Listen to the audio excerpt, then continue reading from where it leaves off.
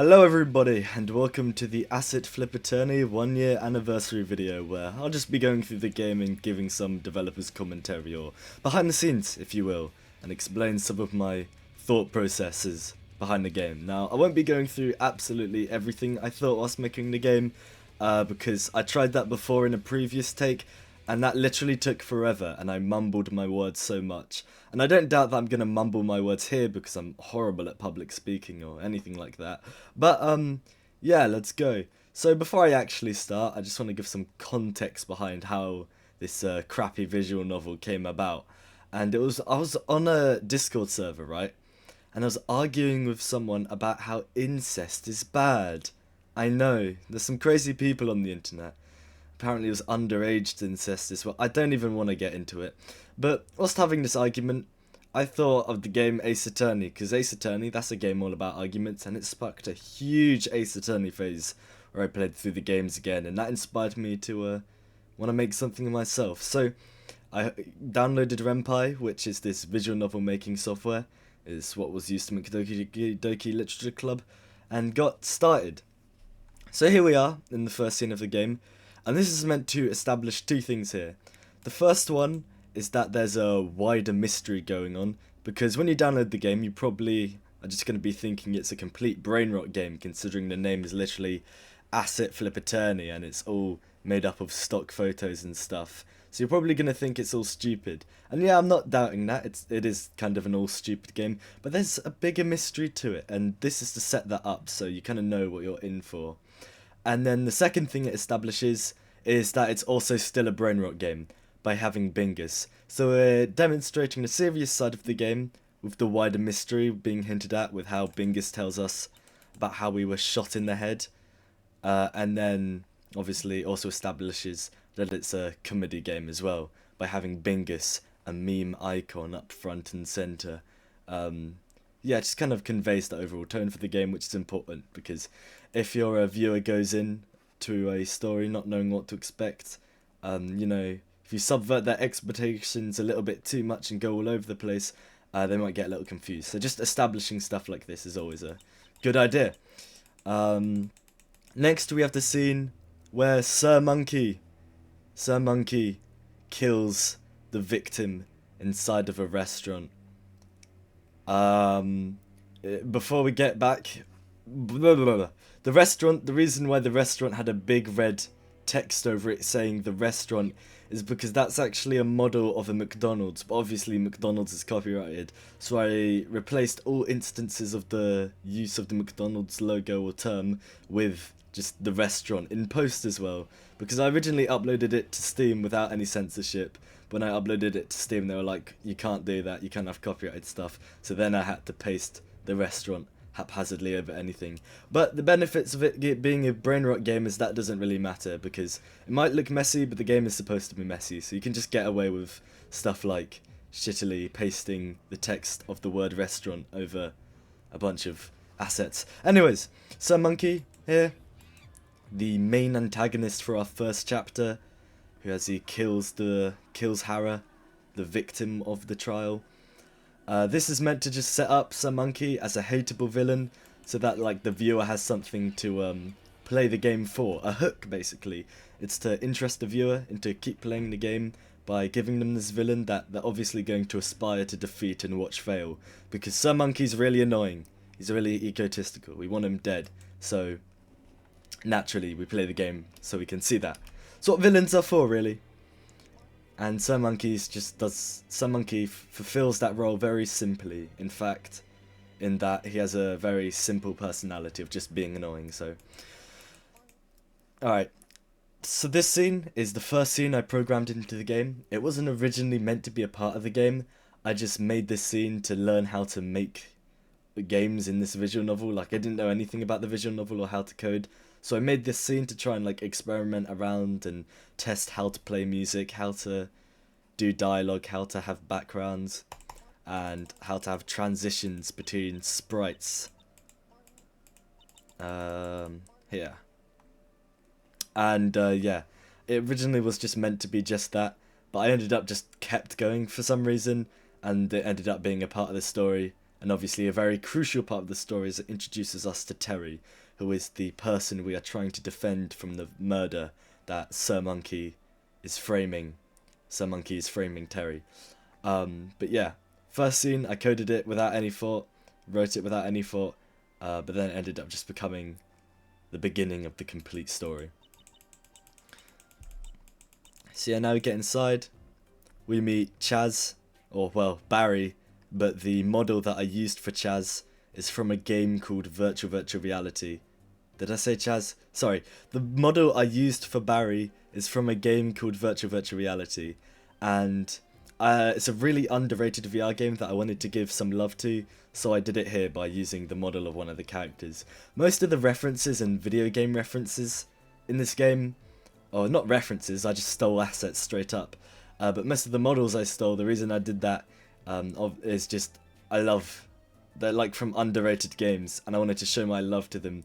I originally created video essays to express my love to these underrated games, but it didn't feel like enough, but with this and including them in my game, now it feels more like enough. I aspire that one day if my games get super popular for some ungodly reason, people will go and play the stuff used in it, and maybe then I can actually contribute something to these underrated developers. So if you have a VR headset, I strongly recommend playing Virtual Reality. Another thing, I'm sorry if I'm talking too fast. Barry, all the characters, most of the characters, are named after Discord usernames and old friends from my Discord server, which you just should totally join, by the way. But yeah, there's more to that. I'll get back to that though. Anyways, we are inside the McDonald's. Oh shit, I mean the restaurant. Collecting evidence. And in this vent, we meet Mr. Monkey. Now, Mr. Monkey is the mascot of the game. He's plastered all over the marketing material. I would have put the protagonist all over the marketing material, but they're a femboy. And we'll get into that later, but I don't want a femboy all over my marketing material. They're not actually a femboy. They are a girl, but everyone called them a femboy, so I just kind of ran with it. But they're in the game, in the story, they are a girl, but most people refer to them as a femboy for the bit. But Mr. Monkey, mascot, because he's the main villain of the game, alright? And here's what the story of the game centers around. I made the game because I came up with the idea of what if we had a character who existed all throughout the game until being revealed at the end to be the true villain. And that's just a basic twist villain when you think about it, but when I was having the thought of this, I thought it was like, I don't know, I wanted to do a twist villain but my way, because I really love the trope of twist villains, and I think the Ace Attorney formula could really work for a twist villain like that, and thus I came up with the idea of Mr. Monkey, who's this mysterious figure all throughout the game until eventually being revealed to be the true villain at the end, which, you know, seems simple enough, but yeah, there's a lot of nuance to it, which is what prompted me to like really be motivated to make the game and create the character of Mr. Monkey, because I wanted to showcase all the nuances I thought of his character could having, and yeah. My point is, if without Mr. Monkey, the game wouldn't exist. The story centers around him and all his details. But for now, he's basically just a background joke character at the beginning of the game. That's a big part. A big thing I wanted to do is watch his character be slowly escalated over time until he became the main villain. As a lot of twist villains, they're important characters from the start. Mr. Monkey, he's kind of in the background, and then slowly over time, he rises up, and I really like the idea of doing that progression. I think it made him even more unassuming. But yeah, Mr. Monkey, he's a background comedy character right now, and his personality he's just really weird, alright? He's just really weird. He talks about all his many tall tales he's experienced over the years, which are also subtle foreshadowing. So this story he tells here about the orangutan who mugged him is foreshadowing the fact that an orangutan is going to be very important later in the game as his enemy. It's not really foreshadowing, as no one's going to remember that piece of dialogue. It's just kind of a funny little reference for people playing the game a second time. But yeah, there's a lot of little references to later in the game like that. But I'm not going to get into all of them because again we'd be here all day. Here we are. We meet Sir Monkey, who is Mr. Monkey's brother, kind of. Long story. But let's just get into the trial. Spoilers ahead. I've already spoiled that Mr. Monkey is the main villain and whatnot, but you know, just in case, still spoiler warning for anyone who might be interested so far. But yeah, just like Ace Attorney, the game centers around being in the courthouse and winning the trial by exposing people's lies and catching the killer of the crime. And defending the innocent, which in this case is Terry. Anyways, Femboy. Femboy is the protagonist. So, this game, if you haven't realised already, or if you haven't played VR Chat, it takes place in VR Chat. Not in the story, but like, I shot a lot of it in VR Chat. Like this scene, all the different images and sprites for the game, I made them in VR Chat. Just because it's like in VR, so it's really useful to pose the characters' positions and, you know, go into worlds and place the camera instead of just configuring Blender for thousands of hours. Yeah, it's kind of morally dubious as it's morally dubious and possibly not the most legal thing in the world, but you know, the game's a joke, so it doesn't really matter. There's other reasons to why the game is an asset flip that steals a bunch of assets off VR Chat, but that's not for this video to get into. Anyways, yeah, VR Chat. This game is kind of a love letter to VR Chat, because VR Chat is filled with a bunch of different communities and quirky people you'll meet whilst playing the game. And this game is just that. You meet a lot of different quirky people. There's kind of like a parallel there. And you, the avatar I used to portray the protagonist, is of an avatar called a Rusk. It's a variant of the Rusk avatar that looks all emo and depressed. But the Rusk avatar is a huge icon of the VR Chat community, and it made sense for a game about VR Chat to have a VR Chat icon as the protagonist. You know, it easily more ropes in fans of VR Chat who recognise them, and also just fans of femboys in general. As femboy enjoy, I'm not a femboy enjoyer. I am not a nerd. I'm not a neek or anything. I'm not some gooner, I assure you. But surely most people watching this video can agree that femboy, those femboys, they are really dedicated to their indie communities. Because, like, you know, indie communities, Undertale, Celeste, not Celeste, because that's got a trans person as the protagonist, not a femboy. But like indie games, they have femboys as they have huge femboy followings for some reason. I don't want to get into the psychology of it because I don't know, but they're really dedicated. They've really dedicated these femboys to their indie games, and this is an indie game, so I want some femboy fans, you know, because they're real dedicated. And so yeah, the protagonist helps with that. And wouldn't you guess it worked? If you look at the Let's Plays for this game, a good chunk of them are femboys. Shout out to you, Kitty. That's the name of one of the streamers, if you couldn't tell. And next we have our antagonist in the trial, the one trying to prove us wrong, the Miles Edgeworth of the game, Maxwell the cat. Now obviously with the personality for the prosecutor, I wanted it to be annoying and hateable and angry, a lot like Sir Monkey, but I want the difference to be, unlike Sir Monkey who stayed hateful and angry, I wanted them to go on a bit of an arc, because it's a trope in the Ace Attorney games for our enemy prosecutors in the courthouse to go on a bit of an arc alongside us. They're not exactly, well, they're not always the main villain of the game, but they're usually like a side villain. And to portray this prosecutor character I had in mind, I wanted a meme, because obviously I wanted the game to be kind of a representation of current memes and whatnot, because, you know, I want it to be funny. I want it to be funny and a reference to internet culture, and so memes are a great way to do that. But I didn't want to do an old meme, because they're all dead and not funny anymore, but nothing new, because then they would quickly become outdated.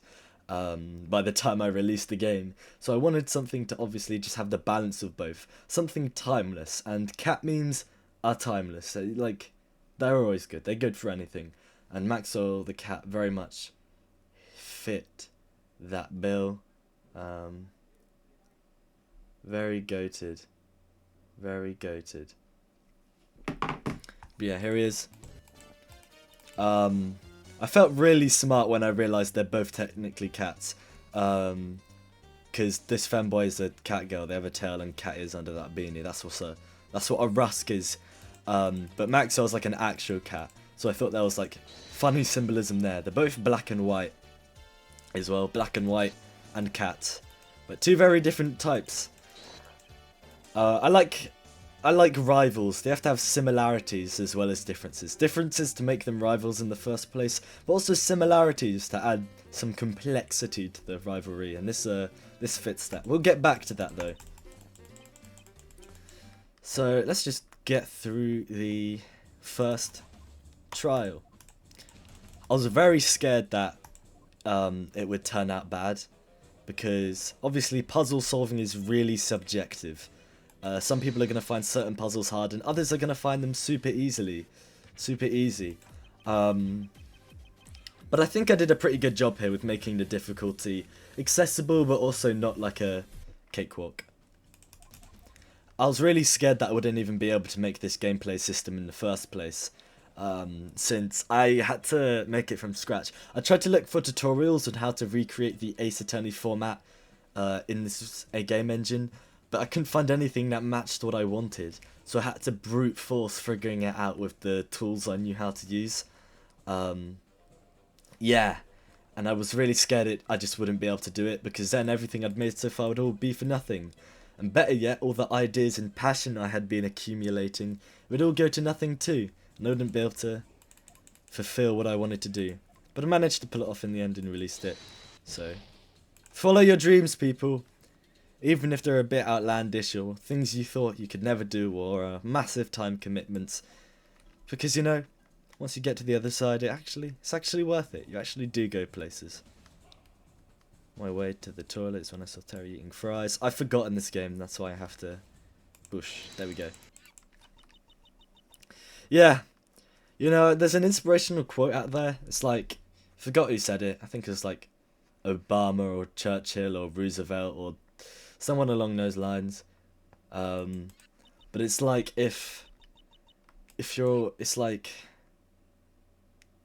I'm so stupid, how am I forgetting this? It's a quote, it's like, don't stop moving, always keep moving, even if it's like a little. Even if you're just crawling on the floor, as long as you haven't stopped, you're already in the right track. You're already like, you know, on a good path.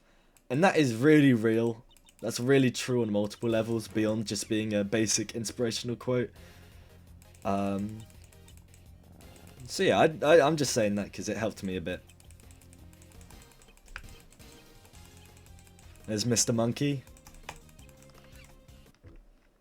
Oh yeah, Terry. There it is, another instance of the restaurant. Oh, there we go, I know which one this is. Dosh. Biddabat bush. Skibbleabat bush. Bush. There we go.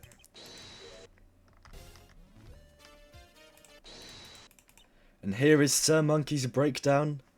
The breakdowns, the meltdowns in Ace Attorney, every time you catch the killer, they start freaking out in a way unique to their character. Because each character in Ace Attorney has like a very definable gimmick, and I wanted to do something similar here. And a part of that was how characters would melt down and their gimmicks would explode.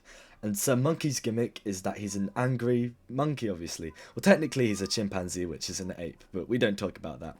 And so for the chimpanzee, his meltdown, his gimmick meltdown, I decided, well, you'll see what it is. I mean, most of you have played the game. I doubt any new people are going to be seeing this. Only the 5 people who have played the game are going to be watching this. But Sir Monkey's meltdown uses the audio from the iconic chimpanzee audio, Whose Toes Are Those? Which probably sounds like complete nonsense to anyone who hasn't heard of it. It's like a chimpanzee around a campfire and it starts screaming. And and it's part of internet culture, so, and this game's about internet culture, so good chance to show it. He also has the gimmick of doing that little point, so he spams it here as well.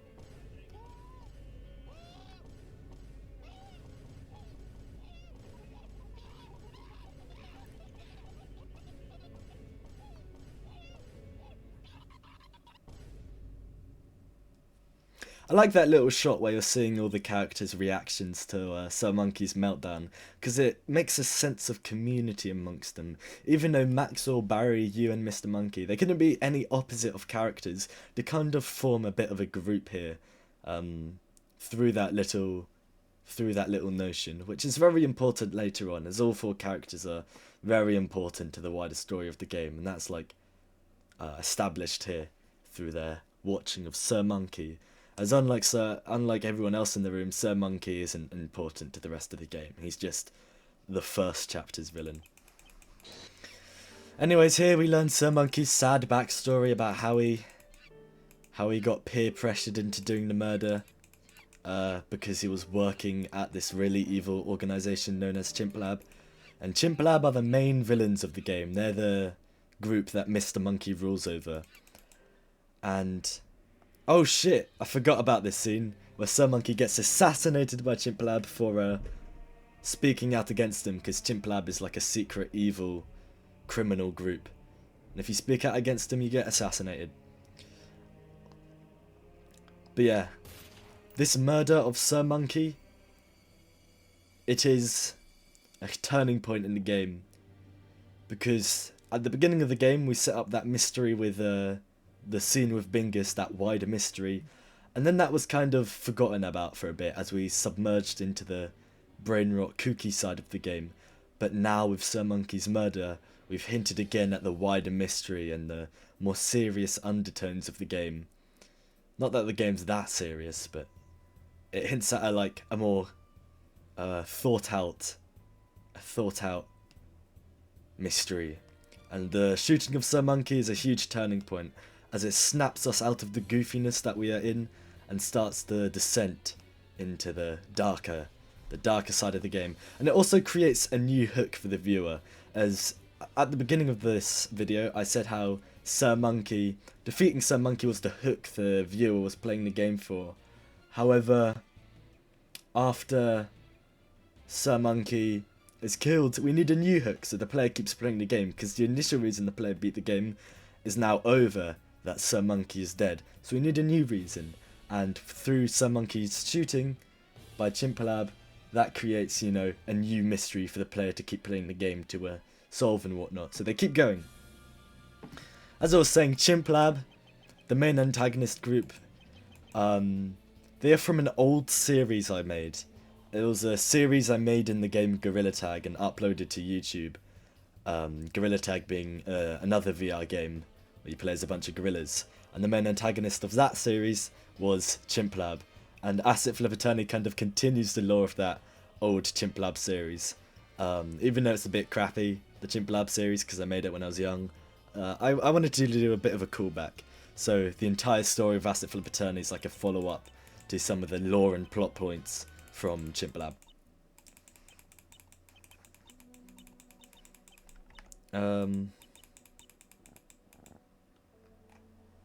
Here we start Maxwell's arc, where we start seeing his other side as he gets depressed over losing, because for years he was the undefeated champion of the courtroom after he beat Mr. Monkey in the courtroom. Mr. Monkey used to be a lawyer, but then Maxwell beat him and broke Mr. Monkey's undefeated streak and started his own.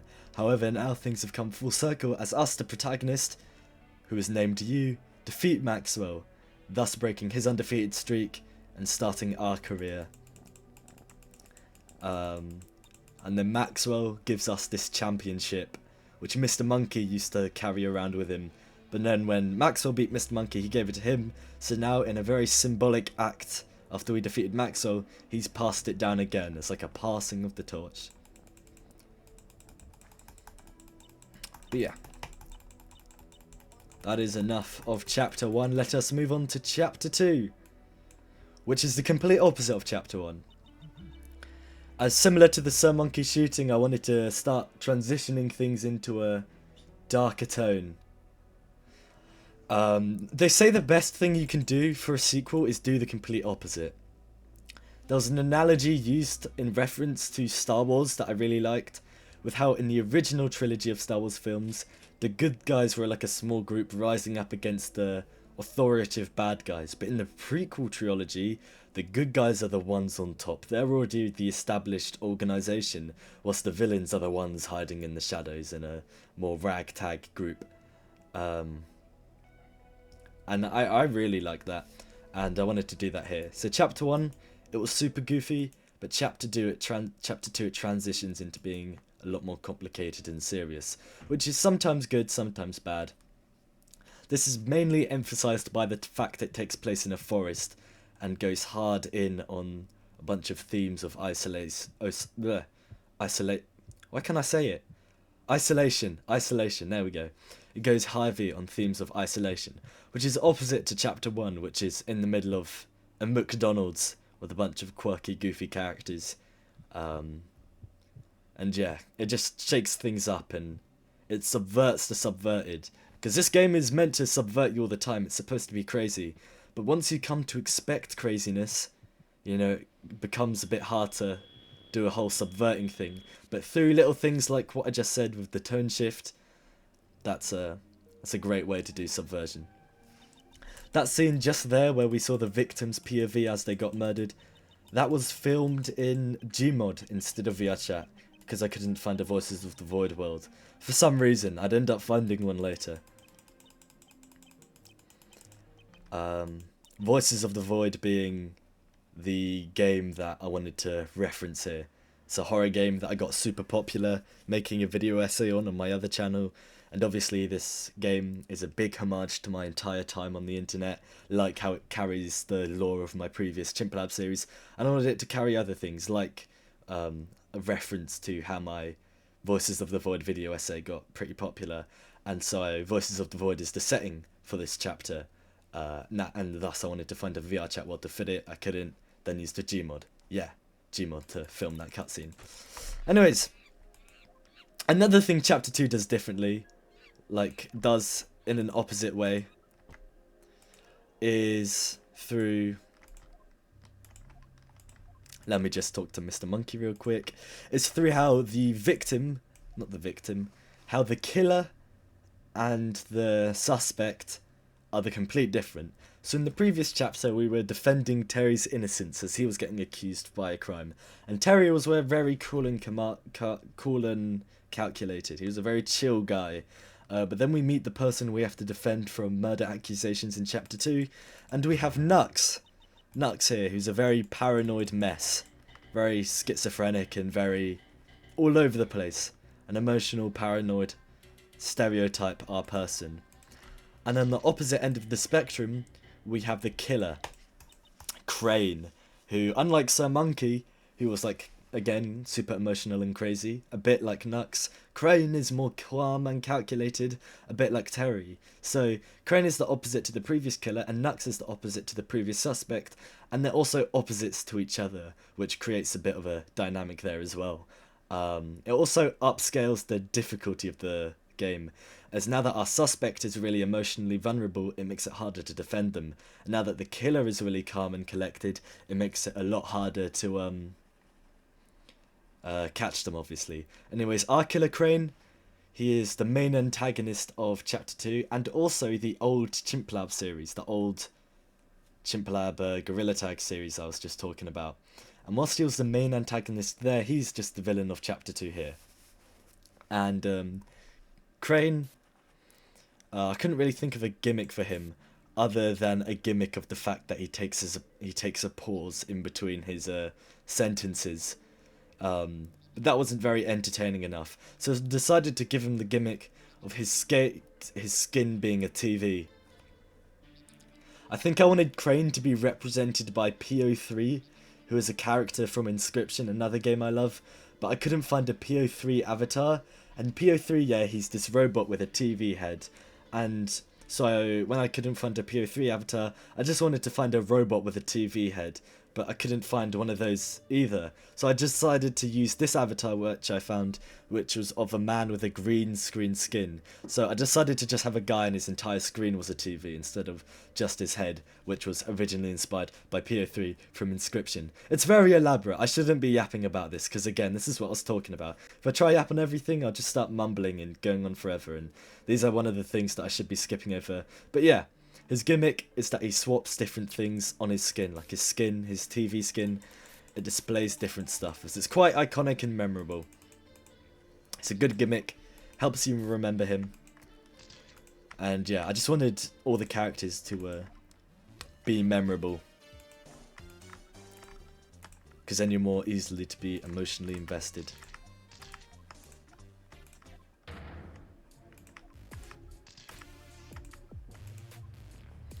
Anyways, let's begin the trial. I'll skim through this one as there is absolutely nothing of substance here.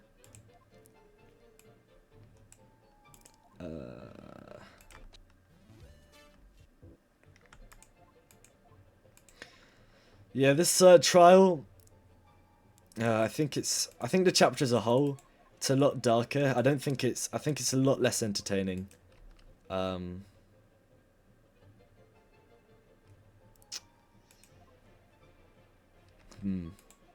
Because obviously it's a lot less goofier and it's trying to be darker. But I think, you know, I don't know. There was a lot of writing flaws in the first chapter, but those were covered up by the fact it was a meme game. But now that it's more serious here, the meme aspects are a lot less hidden. And the whole game and its story has flaws, but especially in chapter 1, because it's the beginning of the game. I think a benefit chapter 1 had also is that it was really simple, so it wasn't like overly complicated. So at least you could understand that. But here in chapter 2, it does get a little more complicated and thus incomprehensible. And that's a problem I fall into later in the game and with my other game, where it's a bit too complicated. But going simple is like the best thing you can do. And if you want to make it complicated, you can do that later, or like ease in and get more complicated over time. Anyways, moving on.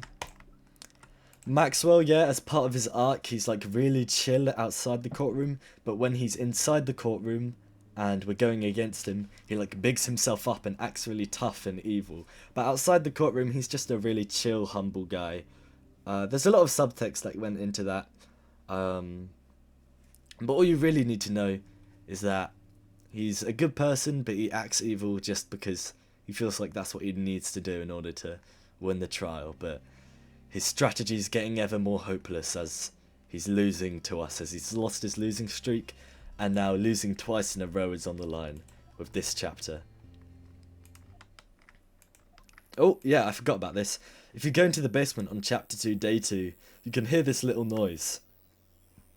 Can you guys hear that? It's an audio file, and when you put it into a spectrogram, which like converts the audio into the image, it makes an image of Mr. Monkey. I think it plays in other parts of the game too. What's here? Oh yeah, Nux, the reason they're being framed is that they admitted to a murder on... They admitted to the murder. They admitted to a murder. But at the end of the last trial, we found out that Nux, they actually committed the murder in a video game, and it wasn't actually a real murder, and not the murder the trial is about. The murder they actually committed was in Minecraft. And so, we log on to Minecraft to see if we can find some verifiable evidence that Nux was here at the time of the murder, thus clearing them of suspicion. And we also meet Fludge here, inspired by my good friend Fletcher. He is the only character to be portrayed by someone else.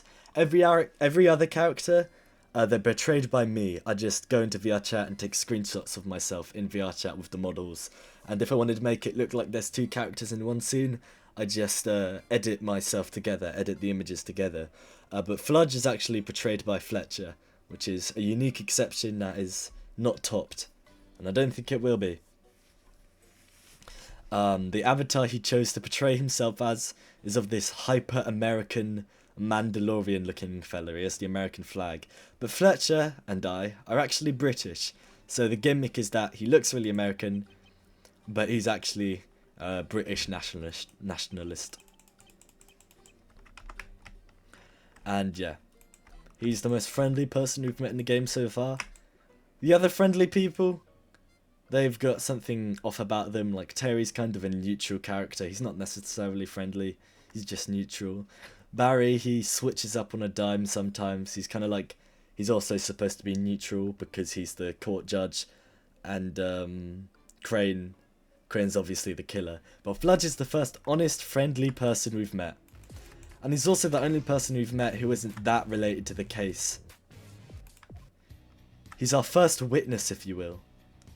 Because everyone else is either the killer themselves or like a suspect or something, but he's the first witness who's actually unrelated to the lot. Here we meet Big Cheese God, who is secretly Crane playing on the Minecraft server. And here we see Crane be a bit egotistical and evil, which is different to the Crane we know in real life, who is calm and collected. And this is because Crane's origin story is that he used to be the leader of Chimp Lab long before Mr. Monkey, but after he got demoted from his position, he's held a grudge, and he lets out that grudge in Minecraft, where he's able to be Big Cheese God and be a big leader once again, which is reminiscent of his past. Even though it's just in Minecraft, he likes it because it reminds him of his past, which is a thing Nux also does, as when we were talking to Fludge a second ago, Fludge described Nux as being egotistical, which is true to Nux's past as well, where they were kind of an egotist before they became a big, paranoid, emotional wreck, but they get out their past on Minecraft, just like Crane. So that's a similarity they have despite all their differences. Which is what I was talking about earlier with rivals having similarities and differences. Nux and Crane have similarities and differences, and you get the idea. I don't think I need to explain it. It makes for good writing. It makes for good character dynamics, with tension. Here we get a singular line here, which changes the entire world building. So up until this point, I haven't really thought about the world building. What is the world like? I don't know, I didn't really care. But here we have a singular line somewhere. Where is it? Let me go back. It was there. Here we are. Isn't it there's two it's there. Isn't it? There's so many grammar errors because I wasn't using a spelling checker and I struggle to read and type. But I probably should have proofreaded the game a bit more. But what I was about to say is, this line, isn't it like a year-long journey to get here on foot, changed the entire world building. As in real life, there is no place in the world that is a year away from civilization. I think there's another line in the game that says how the location of Chapter 2 is a year away from any sort of civilization. And that in Earth, that doesn't exist. In our real planet, you are never a year away from some kind of colony. And so this line established and set up that this world that Assetflip Attorney is in, it is not our Earth. It has a completely different geographic structure with different continents and whatnot, which would go on to be really important later. But it all started with this simple line, which I added to explain a certain plot hole. Yeah.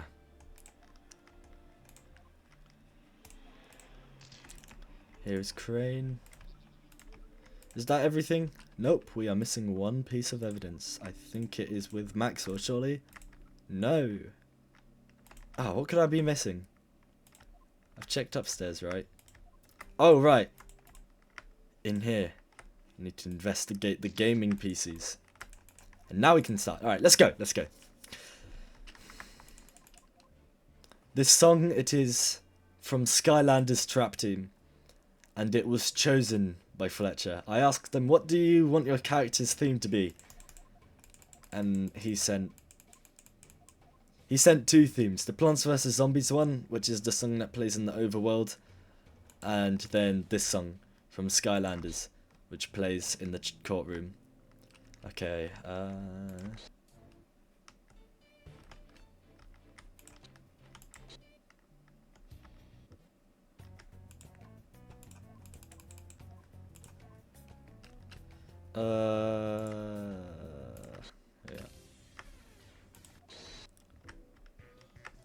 So here we expose Crane on the killer. Crane is the killer. See, I'm mispronouncing my words there. I suck with words. Again, that's why I have so many spelling errors in the game. But I got a spelling checker for my new game, so hopefully that will fix a lot of things. Not a spelling checker. I write all the dialogue in a Google document and then transfer it over, because that's a good spelling checker.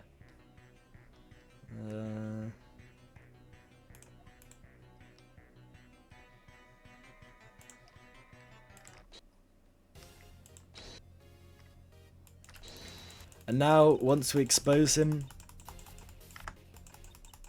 once we expose Crane, we get his meltdown, where his gimmick goes all crazy. Just like So Monkey Heals a Monkey goes all monkey style. But what possible breakdown could Crane have?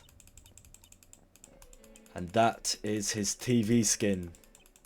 And thus,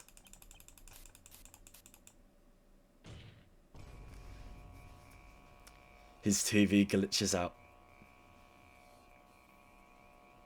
Oh! Just there, amongst all the different screenshots that were flashing on screen, were a bunch of screenshots I took whilst filming the scenes for this chapter. Because I met a bunch of quirky people out there. It's in this giant forest map. The chapter 2, it takes place in Voices of the Void, like I mentioned, but also takes place in this forest map that I found in VRChat that I thought was really cool. And I met a bunch of people there, and I wanted to include them, so I took screenshots. Here we have Crane's iconic line. Oh, it's so goated. It's so goated. This is the pinnacle of writing.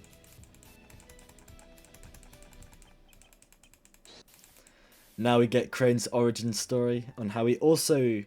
Yeah, the reason he did the murder was to get back at the current Chimp Lab CEO, who we know as Mr. Monkey, for demoting him. Because the murder was against a person who worked for Chimp Lab. And he works for Chimp Lab as well. He got demoted from being the leader, as we've talked about. And so in order to get revenge on Chimp Lab for being demoted, he killed Hara. Which also had the side effect of having an investigation into Chimp Lab be conducted. Which obviously hurts Chimp Lab and the Chimp Lab CEO, Mr. Monkey, as it's a secret organisation. And so through Crane's murder, we get one step closer to taking down Chimp Lab. Taking down Chimp Lab and taking down Mr. Monkey. As we learn more about it, because of his murder, him committing that murder, which is exactly what he wanted, because he does not like Chimp Lab and wants them to be taken down for being demoted. If you're wondering why the demotion is so bad, again, Chimp Lab is an evil organisation where they all murder each other, hence why killing someone over a demotion is what Crane did. And also, his new job was that of living in a forest in the middle of nowhere, which, let's be honest, would drive most people insane.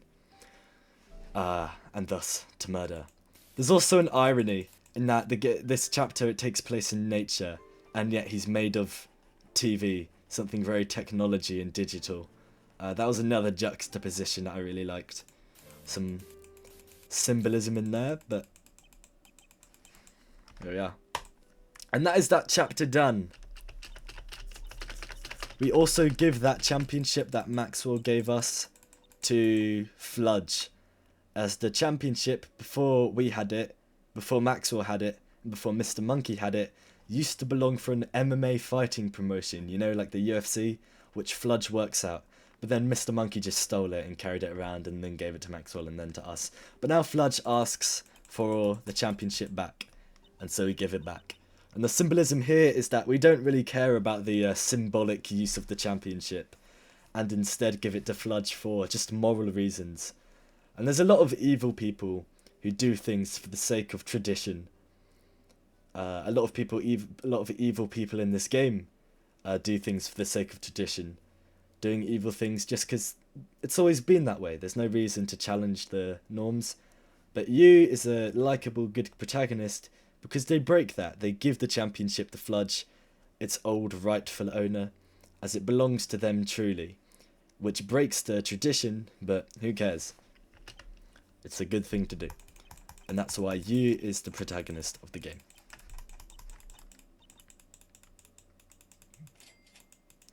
Chapter 3. So yeah, that is Fletcher portraying Fludge right now. That is me portraying Springtrap. This is the only cutscene in the entire series to have 2 people in it. All the rest is just me portraying 2 characters.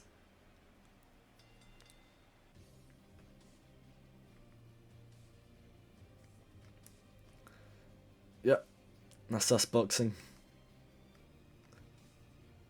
This is an MMA match. Inspired by pro wrestling, actually.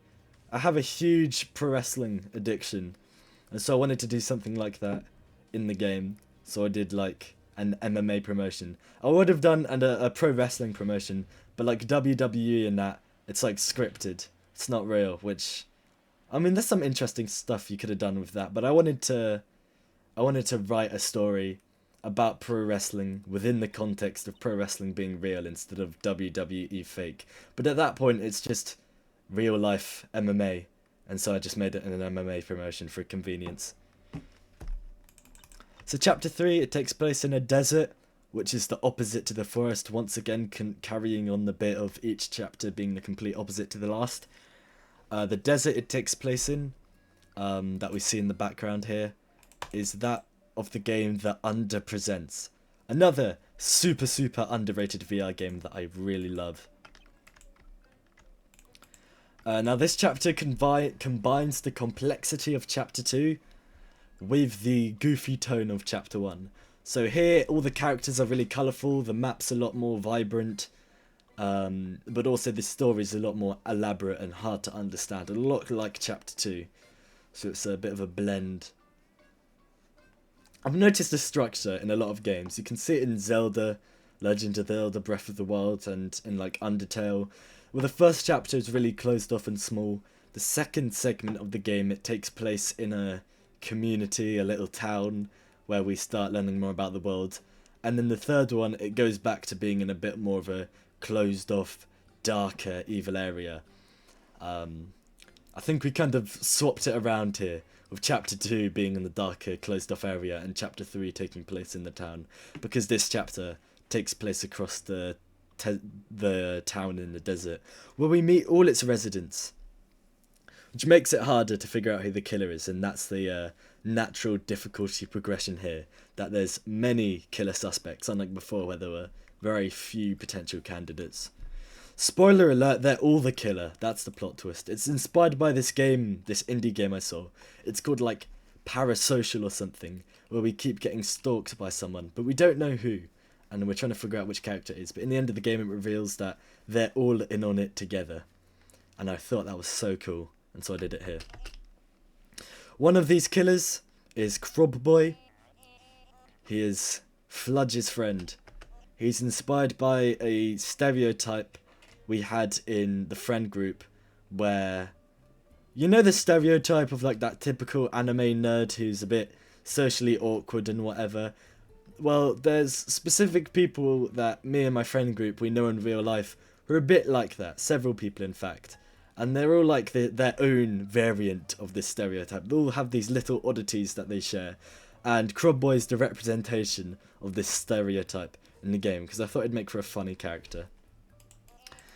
Crab Boy, he has a little bit of a parasocial relationship with Fludge. Fludge is the champion of the company. Crab Boy also is an MMA fighter with Fludge, and when Fludge won the championship, Crab Boy's parasocialness keeps insisting that they're like both the championship, because they're friends, right? It's more like we have the championship, you know? Which is, yeah, very parasocial, because he has absolutely no friends. He's parasocial because he has no friends, and the only person he's friends with is Fludge, because Fludge is like super nice and whatnot, and so naturally he's going to be the only person who's friends with Crab Boy. Thus parasocialness.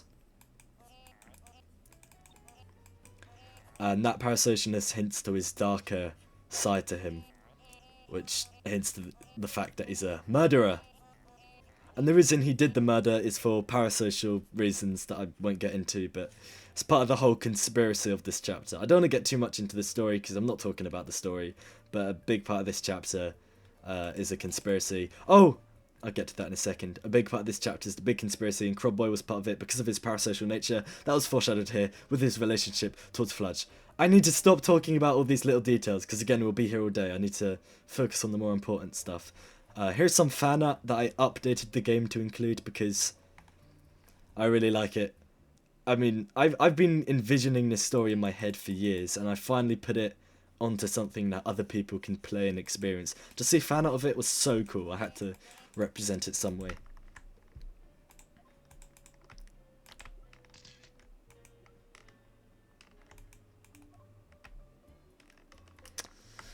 Here we are, the ruins.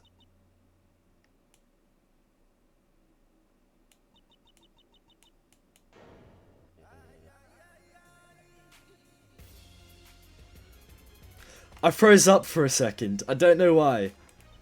I think Mr. Gold's aura right here was just too powerful. It was too powerful. Mr. Gold, he's another character from the old Chimp Lab Gorilla Tag series, and his gimmick here is that he's super angry, and to be different from Sir Monk and Maxwell, his version of being super angry, his gimmick, is that he's hyper masculine. Which I thought juxtaposed with the other characters like Crab Boy really well, because Crab Boy's unique but Mr. Gold is really powerful. Another differences situation, and their similarities are through the fact that they are both killers. They're both part of the conspiracy and are on each other's side secretly.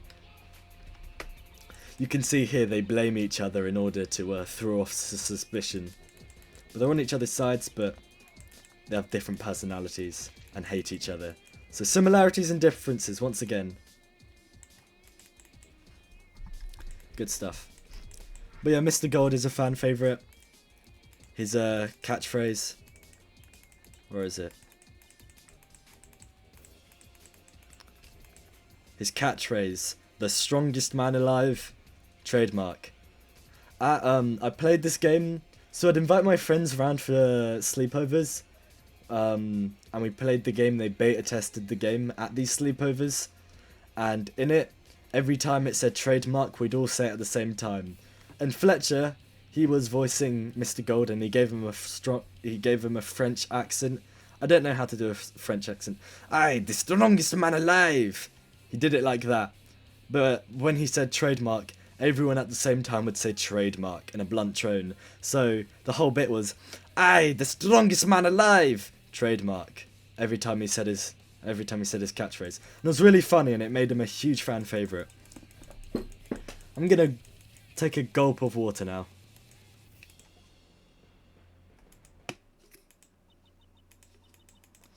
Here we see Maxwell's depression at losing to us over and over again, as his once really proud ego crumbles, get even worse as he starts getting a bit suicidal. I always looked forward to Maxwell's arc when writing the game. Maxwell's arc is always what I looked forward to. Because it was interesting, it was fun. I love water. Water is so great, you guys.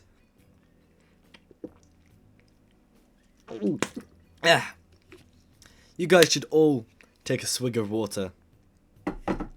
Anyways, back to the bit. The arena. Alright. I had to take a break. I had to go to the toilet for a second. But here we meet Salesman Bot, the leader of the conspiracy that killed Springtrap, the victim of the case, as he worked alongside Mr. Crab Boy. Mr. Crab Boy? Mr. Gold and Crab Boy. And he's inspired by wrestling bookers So pro wrestling, like I said, this whole MMA company is inspired by pro wrestling, and at the top of each pro wrestling company, the person who runs it is the booker, who decides all the important decisions. And there's like a stereotype behind bookers, and Salesman Bot is based after them. He's also based after bad leaders of friend groups in general, as inspired by the whole incest Discord server incident that inspired the game.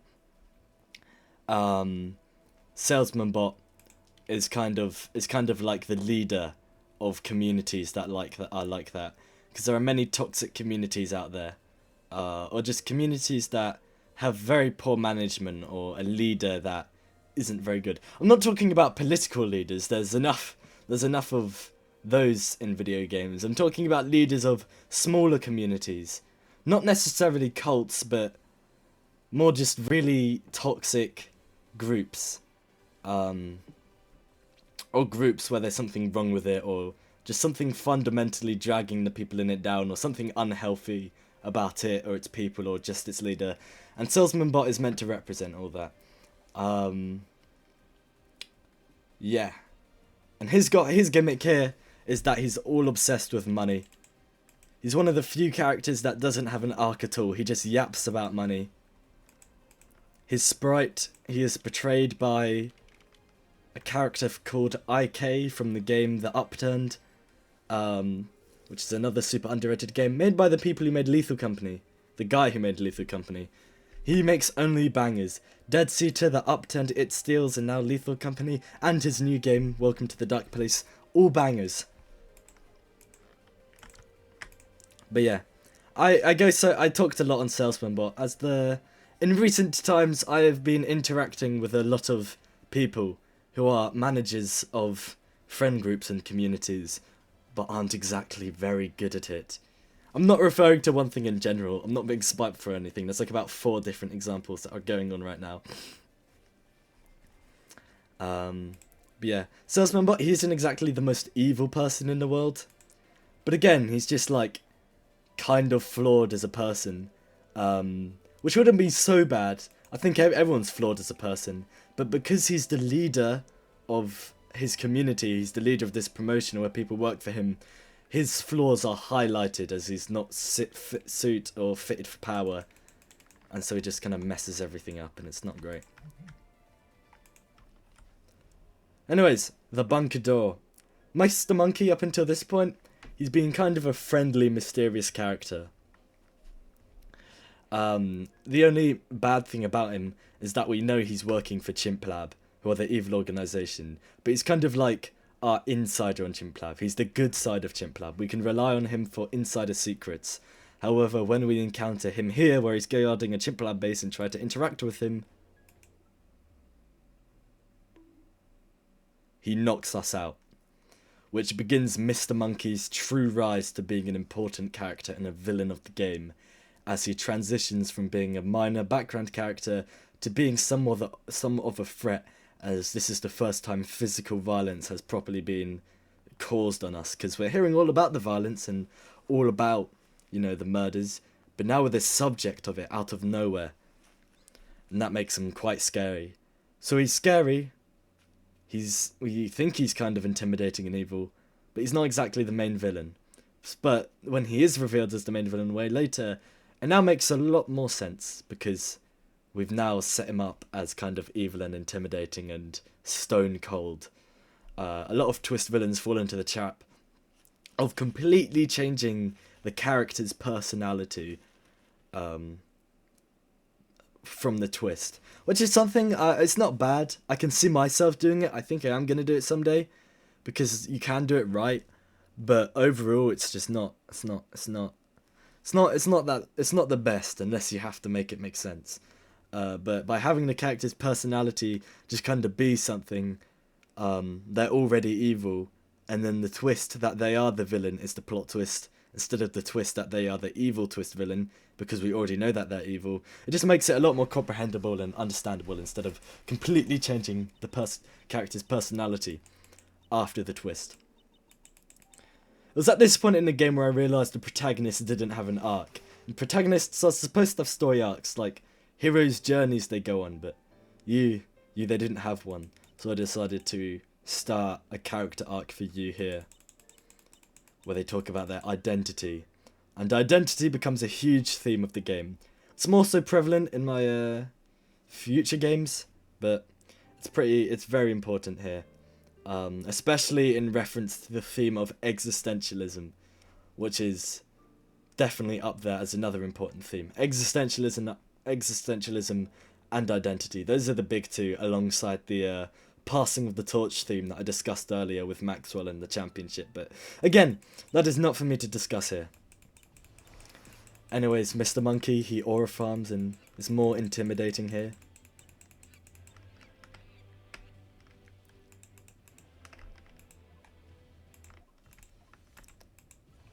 Does this repeat the cutscene? Oh. Okay. Can we start now? No, what am I missing?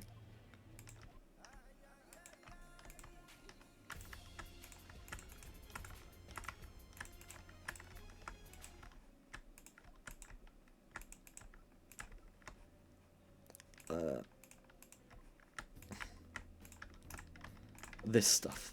You have to collect all the evidence and then you can start the trial. Is there anything of worth talking about here? No.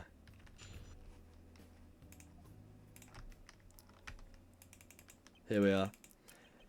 Now Maxwell is so depressed he can't even act all proud in court anymore.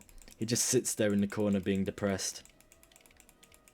Oh shit! I also forgot to talk about it, but in chapter 2 there was a brief part where Mr. Monkey replaced Maxwell as the prosecutor and completely slammed dunked us in all the arguments about the trial, which establishes Mr. Monkey as super intelligent and a threat, alongside the him knocking us out that we experienced a moment ago. But yeah. And it also establishes that I'm willing to break the conventions, because it's set up and established that it's a convention that Maxwell is the prosecutor we go up against. But when out of nowhere he's swapped out for Mr. Monkey and then swapped back in again, it just shows how I'm willing to break convention when need be. Which the reason that a lot of other games don't do that is because assets, alright? You have to create assets for all the different scenes. And so doing something like that requires creating new assets when there's no really real reason to do that. But because I'm not putting that much effort into creating the assets, because it's an asset flip game, I'm able to experiment around a bit more and widen the scope. There is a reason behind Mr. Monkey obviously swapping in, but it's not a reason that would warrant the effort to swap in and out the character if it was a normal game. But because there's no effort, because it's an asset flip, I can just do it, and I'm able to maximize the game's potential in certain areas because of that. I think chapter 3 has the best murder mechanics, in the sense that it has the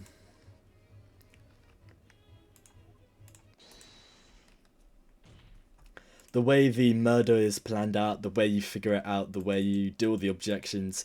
I think it has like the best ones, just the most consistent, the most ones that make sense. Perfect difficulty. I did it by writing out the plot and then writing out all the different evidences that could be related to that plot, and then forging testimonies around the plot. I forgot how I did it exactly, it's a while ago, it's on a notepad somewhere. But the way I made chapter 3 and wrote it was very different to the other lot. And I think that contributed to the good structure. See, Mr. God has so much aura, he makes the entire screen yellow.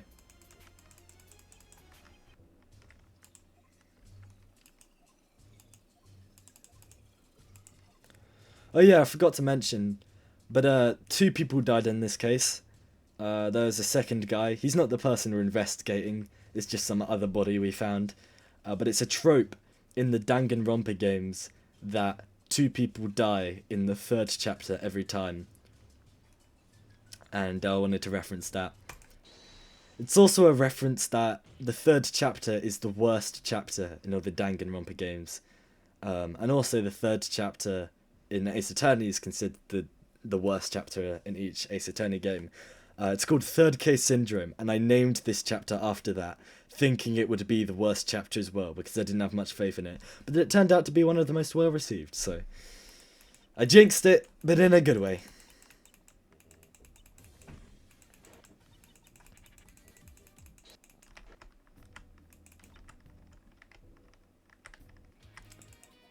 Crow boy!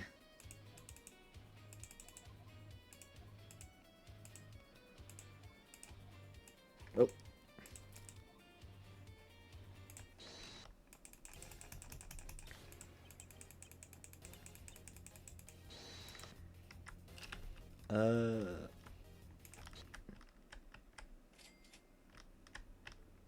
Here we have the return of Terry from Chapter 1, and he made a brief appearance in Chapter 2. Little cameo.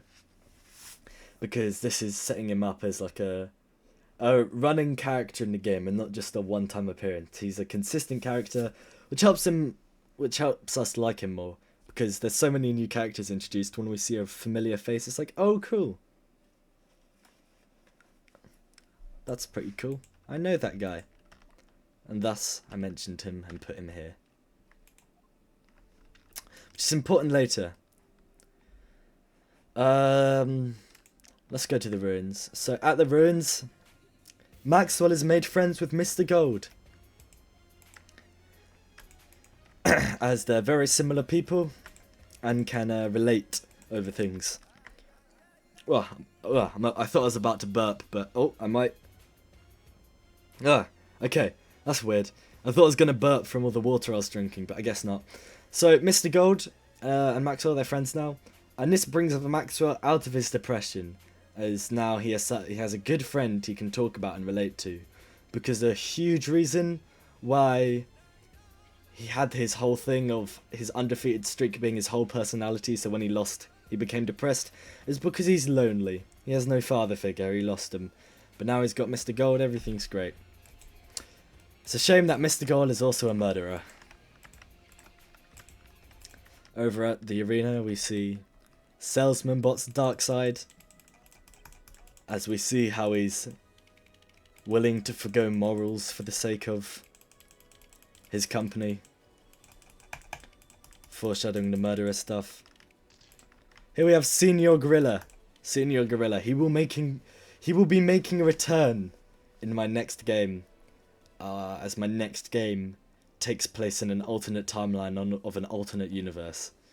So I can just reuse Senior Gorilla, because at this point in the game he's dead in Assetflip Attorney, but not in the other alternate timeline of the alternate universe. I bring him up because my friend Ryan, he begged me to add Senior Gorilla into the game. All my games, in fact. He does it every time.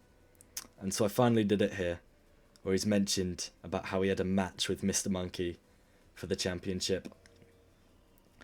With the whole alternate universe of the alternate timeline point, I'm not even gonna. That will explain itself. I don't know why I brought that up. I just make this video more convoluted than it already is.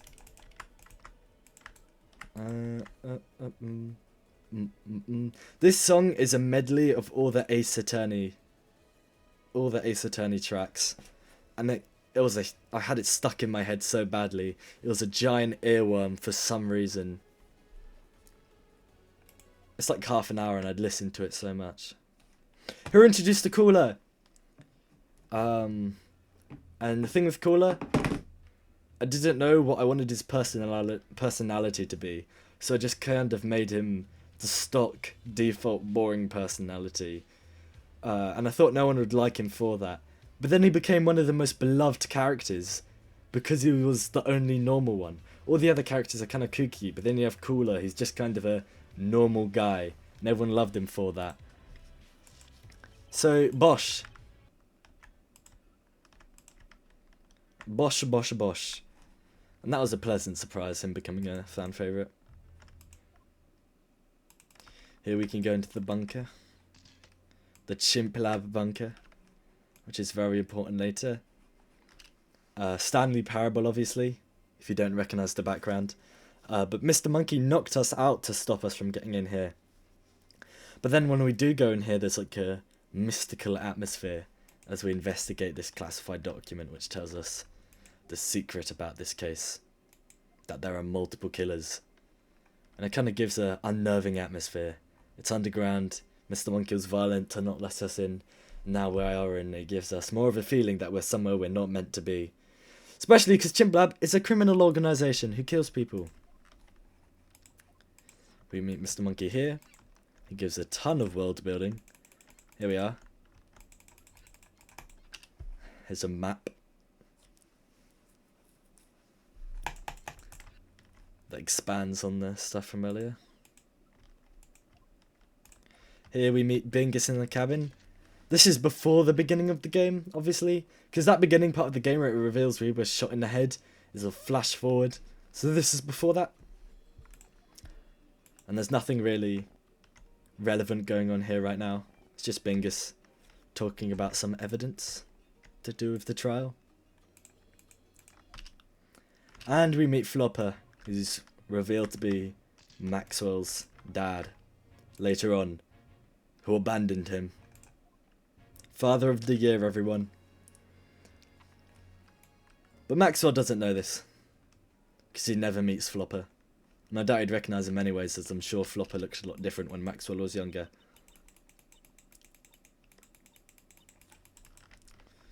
Anyways, the case.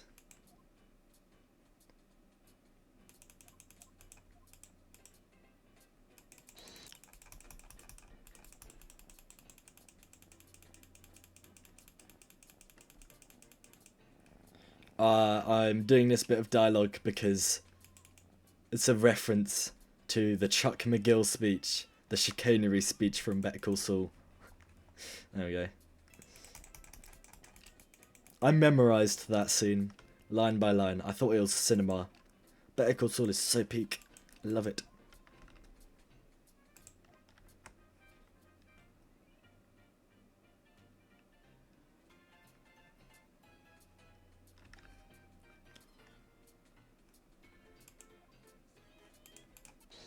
There we go. Use grenade launcher, Mr. Gold. So here we expose each of the killers one by one.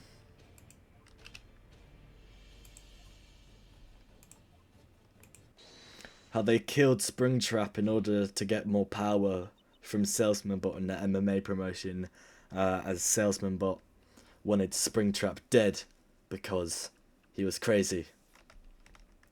Which we'll get back to in a second. I shall get back to it now. So the reason Springtrap is crazy and was a nuisance to Salesman Bot, thus Salesman Bot forging the plan to get him killed, is because he was driven crazy by Chimp Lab. More specifically the Chimp Lab CEO, who we know to be Mr. Monkey. Once again, building up Chimp Lab. So we've had a steady increase in Chimp Lab's danger.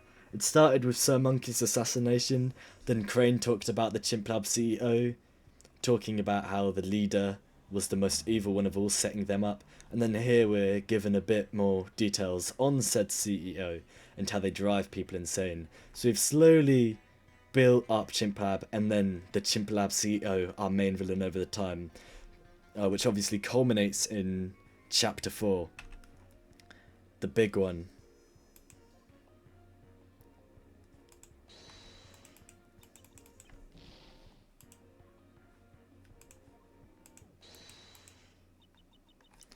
So yeah, it makes Chimp Lab the criminal organisation, the big bad group.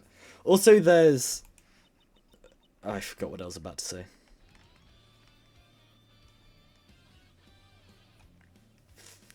There's a little bit of a parallel here with Fludge's friendship to Crobboy being called into question because Crobboy's a killer. That parallels with Maxwell's friendship with Mr. Gold being called into question because Mr. Gold is a killer.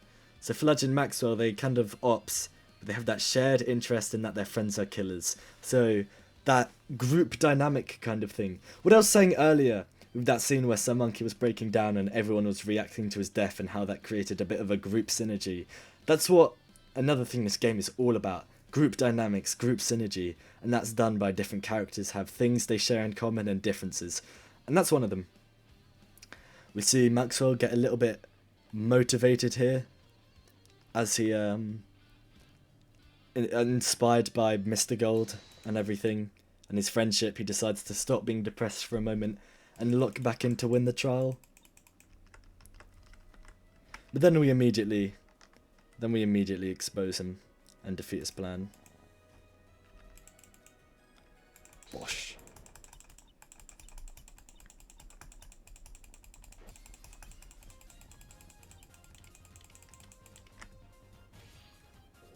Here we have the breakdown. Mr. God had a gimmick of slamming his knife down on the table. Crowboy had the gimmick of spinning, so those are put into full force here. And Salesman Bot doesn't have a gimmick, so he just does this. Damn.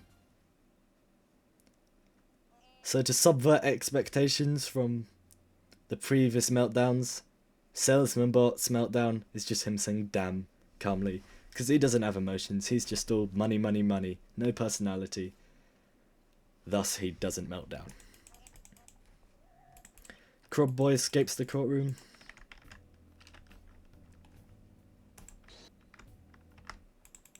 And then we get the reveal that Springtrap actually killed himself in the end because of his craziness from being stalked by Chimplab. So there were technically 4 killers to Springtrap. Here we get the reveal of how Springtrap was driven crazy by the CEO.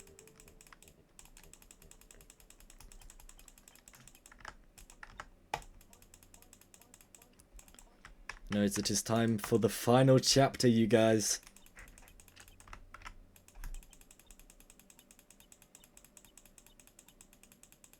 The final chapter. So, the thing with doing a finale to something is you've obviously got to go all out. You've got to go big. You've got to hook the viewer's attention to show that this isn't like everything that came before it. And that is done in the opening cutscene here.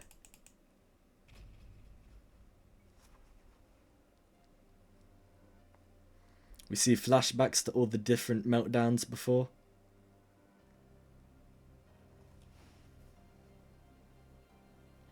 And it is revealed that Terry is the victim for this case. All the previous victims, they've been people we've never met. But Terry is someone we love, so to watch him get murdered, the lust to bring him to justice is bigger than any of the previous chapters. And also his death, as Terry was the original character to represent goofiness and everything. Terry's death marks the ultimate transition from the goofy side of the game to everything being serious.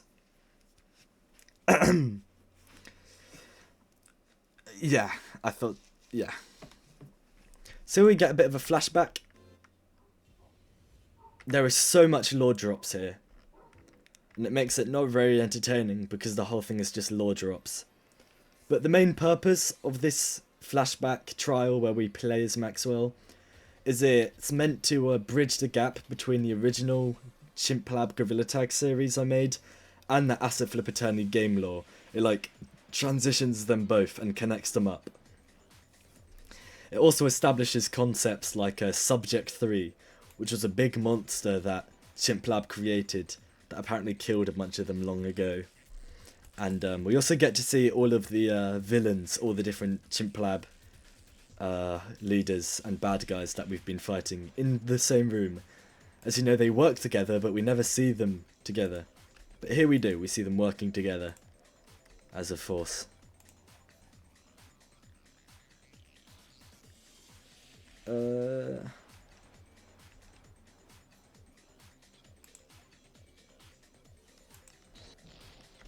Alright, I'm a bit stuck. Oh, there we go, I got it. Oh yeah, Tag is a femboy now. Okay, this is a femboy. Unlike our cat girl protagonist, who's not a femboy, this is a femboy. Kind of. Kind of. It's a bit... in the sense that there's some gender allegory here. So don't want to exactly say that they're a femboy. Because it's kind of on the line. I wanted to do a gender metaphor. But I can't lie, I forgot what it is. Exactly. It's in the game somewhere, I know. There's probably a piece of dialogue that explains it, but I don't remember.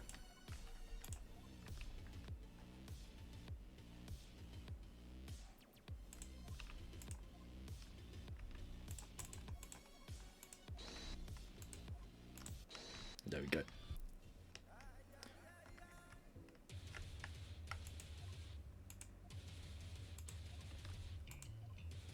So we can skip past all this.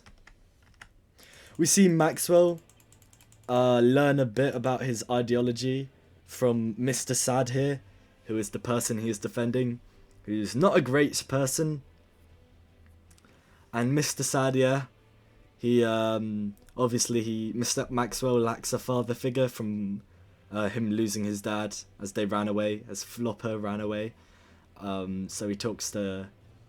Obviously in the present we see him bond with Mr. Gold to fill his isolation, but here we see him bond with Mr. Sad, which gives him a lot of his philosophies about, I don't know, all the philosophies of like respect and passing the torch and the importance of respecting your elders and all the stuff that you completely contradicts years later as the protagonist.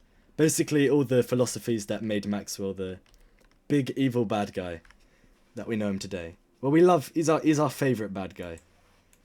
But obviously at the start of the game he was just the bad guy before we'd learnt his sad backstory and depth. Wow. But yeah, that's the origin story behind his character. This is one of the statements where you can literally object to everything with the Subject 3 report. Anyways, Mr. Sad, he gets his head blown off by the shooter that killed Sir Monkey, seemingly.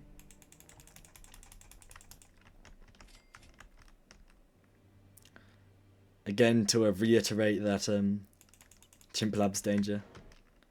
And here it is revealed that Maxwell is the person we will be defending.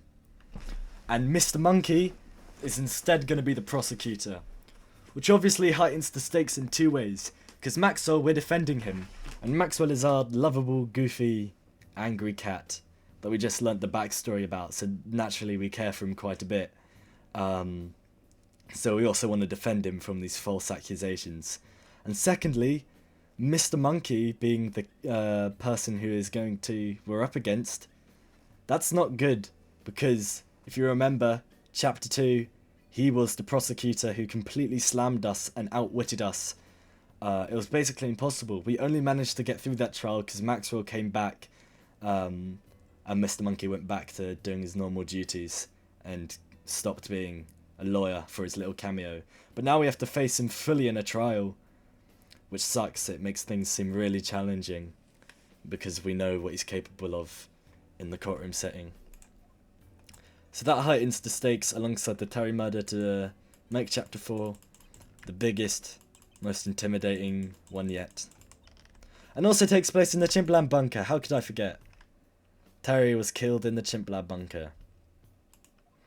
Which obviously, I talked a bit ago about how the Chimp Lab bunker was real intimidating and had aura and mystique. So it taking place here, a place that has been built up, also adds to the finale element.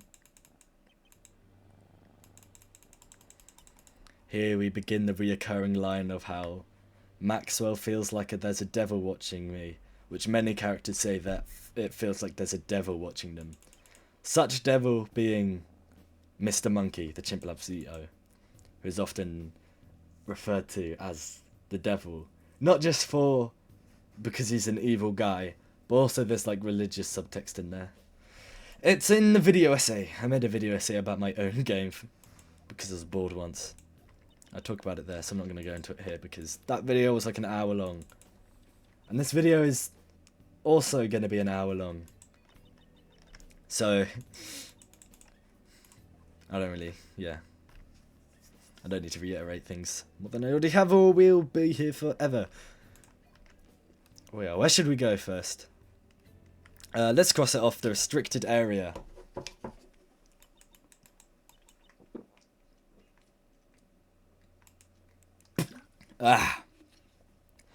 This is the first time the gameplay deviates from dialogue, where we're put into a little bit of a horror section, as we're given a flashlight and must look around.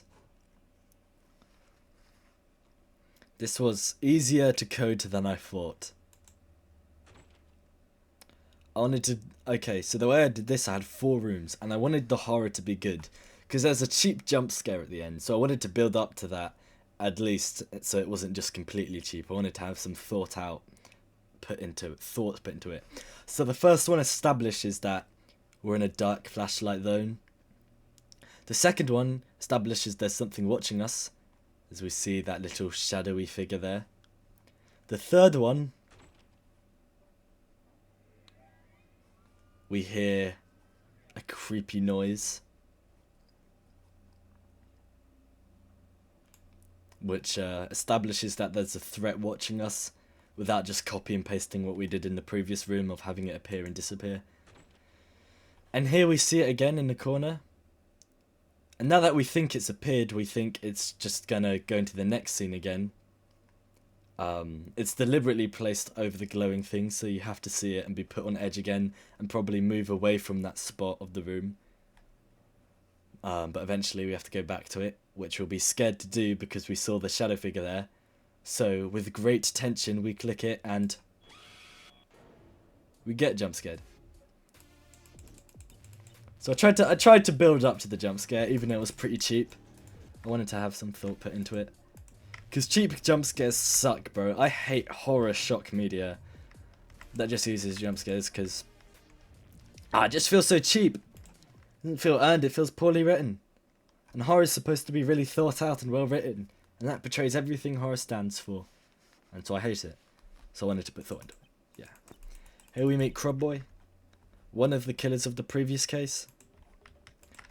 And that's one thing I really love about the final chapter. I think it's my favourite part of the whole game.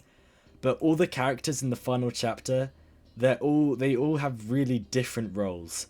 Unlike the Ace Attorney series, where every character, even in the final chapter, have pretty defined roles, everyone here is like pretty miscellaneous. We have Crab Boy, who is one of the killers from the previous chapter. We have Maxwell, who was the prosecutor of the previous chapter, but is now the suspect.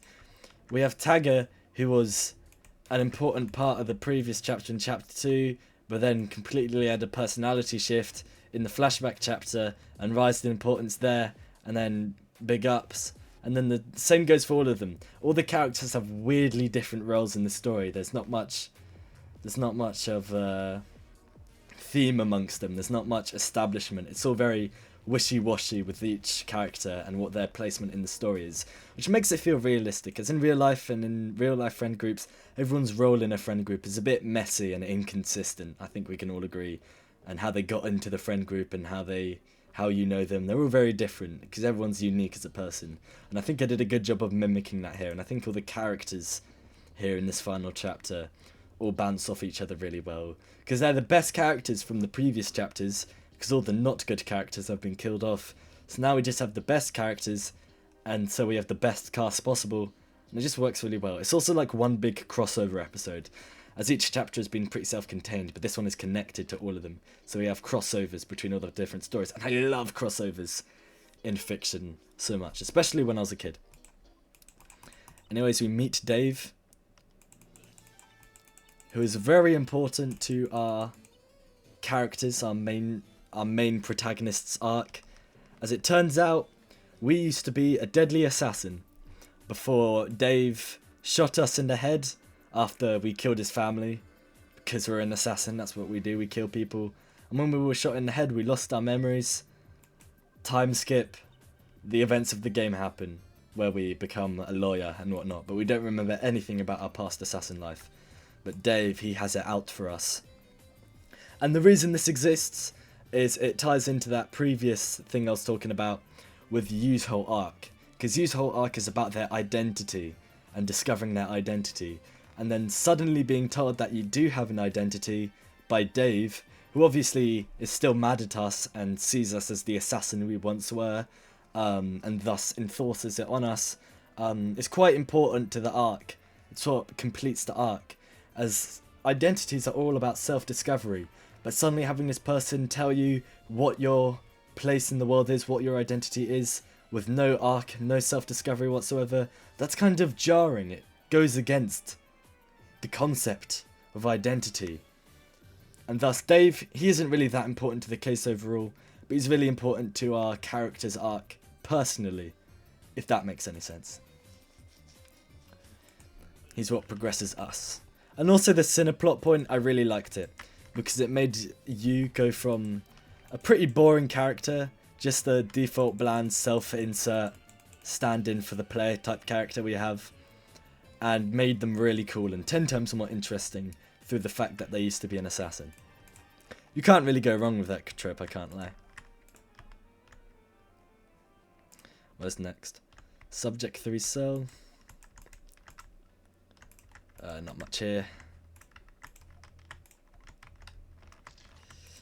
Except further establishing the bond between Nux and Cooler we established before.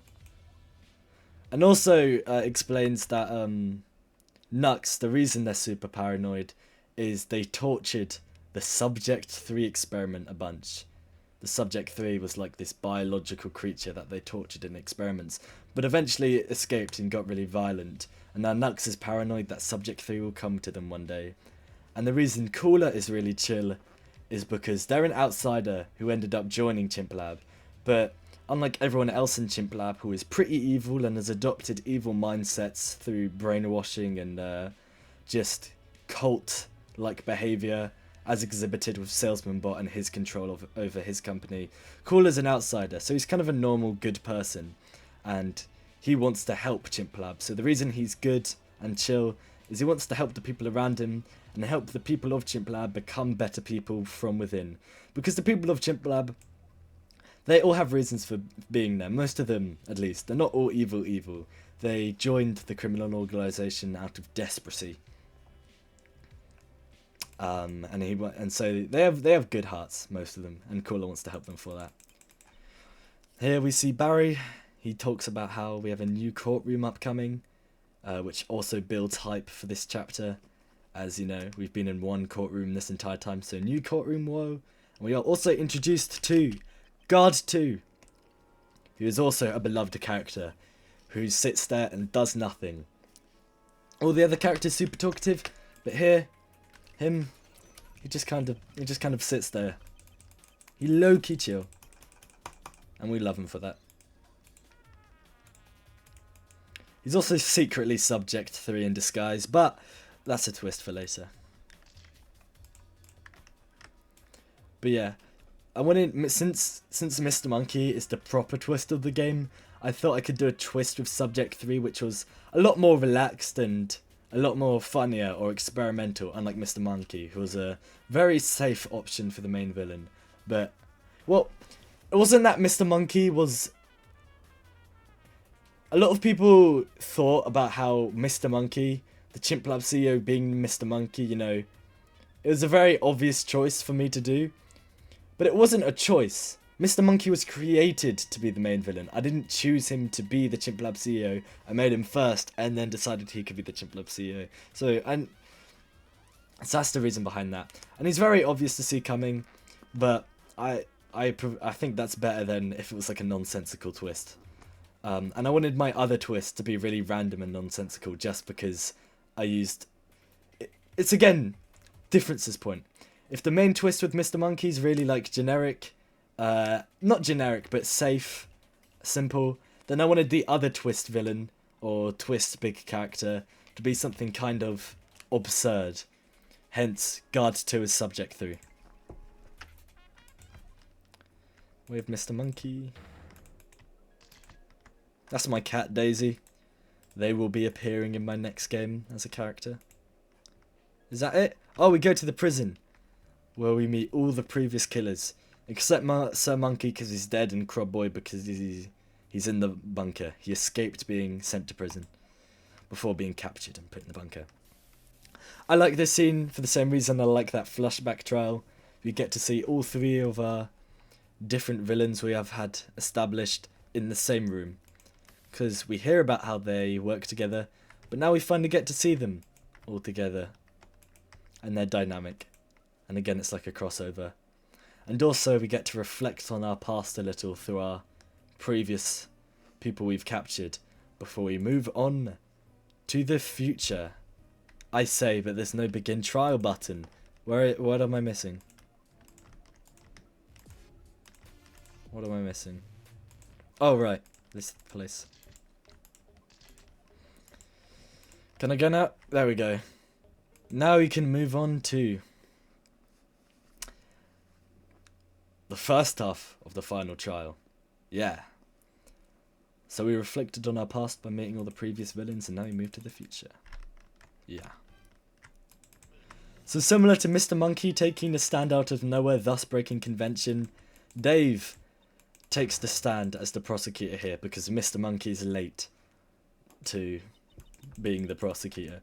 So as Dave shows up, which the main goal here is to raise Dave's importance, because it's really important to our arc, but not important to the plot. But by having him be the prosecutor here, that puts him in a role where he can be important to the story whilst out feeling too shoved in, because the prosecutor role is a bit separate from the murder shenanigans. And if I try to have Dave be important to the murder shenanigans, it would be forced. But by having him be the prosecutor, it gives him a good role to be important without being forced or anything. Ah! Ah! I need another swig of water. I'm being nonsensical and talking incomprehensibly again. Hold on. Ooh. The water bottle hit the mic for a second. This music is from The Heavy is Dead, because I wanted this opening to the final trial to be kind of goofy, because I didn't want it to be completely serious, because this is a silly game. Yes, I've been talking about how it's a silly game that goes from silly to be serious, but it can't be completely serious, can it? Because you're playing the game for the silly parts. That's like the selling point of the game. We can't just ditch the selling point. So I thought by having the opening of this really serious segment that's been built up to be completely goofy and random and subvert that, we could once again subvert the viewer's expectations. So we'd subverted the viewer's expectations by going from silly to serious, and you're like, oh shit, it's actually a serious game. But then we immediately go back to being silly, whilst also continuing the serious elements. So overall, just subversion. It's all about subversion, because subversion is what entertains the viewer. Doing things that they expect so you can make the viewer expect things, and then subverting that's how you create an entertaining piece of fiction. Codes and conventions and subversions is what it's called. Yeah. Just doing things that have been done before but adding a twist to them. That's how you make a story.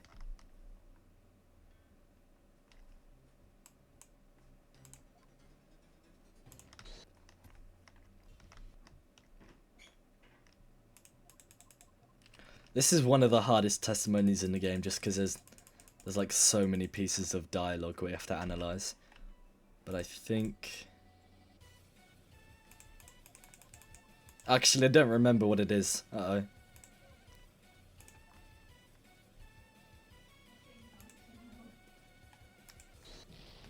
Okay, I actually don't remember what this one is.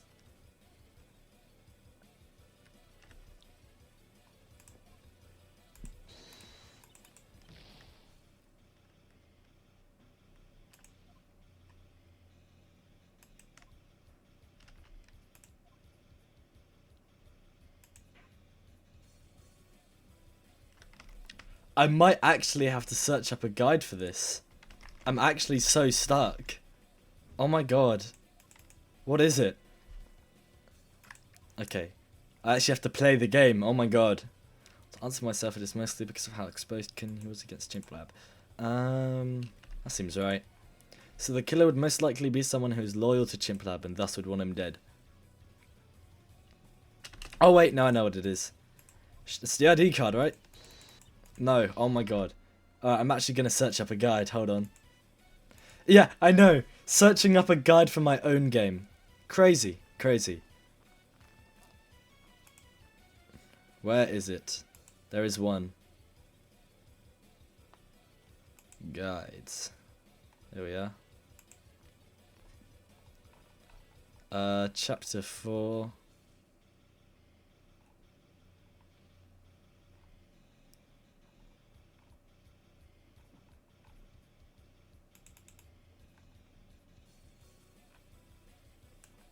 Where is it? Statement 4 with the promotion. Alright. 1, 2, 3, 4. Promotion. There we go. So here we have some, here we have more build-up of the Chimp Lab CEO, as all the characters shudder in fear when you mention their name. Talk about how dangerous he is, once again building him up even more, just to make his eventual fall even greater. Because villain defeats, I love villain defeats.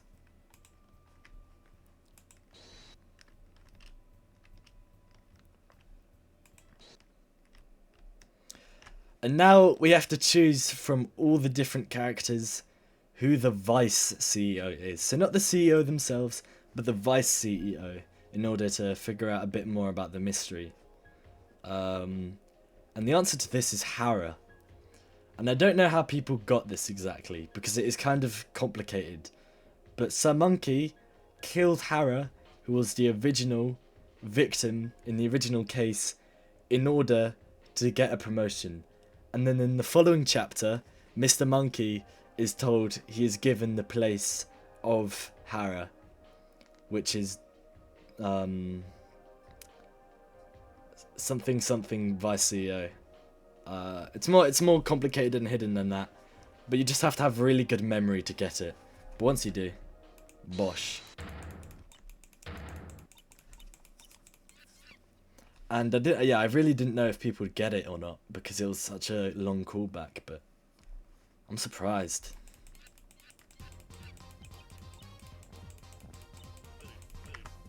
It's also revealed that Hara was, like, really important. So the fact that he got killed by Sir Monkey of all people for such a petty reason is kind of funny. If Sir Monkey didn't kill Hara, the game's story wouldn't have happened, because Hara would have beaten the Chimp Lab CEO by now. And I like it. I really hate villains who are kind of weak, but do things that they really shouldn't be doing, or doing things that they haven't earned to do. Like a villain like Darth Vader, he's super powerful, so all his genocides, you know, it makes him feel powerful, it feels right. But when, let's say someone's small and snivelly and greedy, sets off a nuke to kill a bunch of people, he hasn't earned that power whatsoever, he's just setting off a nuke. And that's really hateable. I hate villains like that.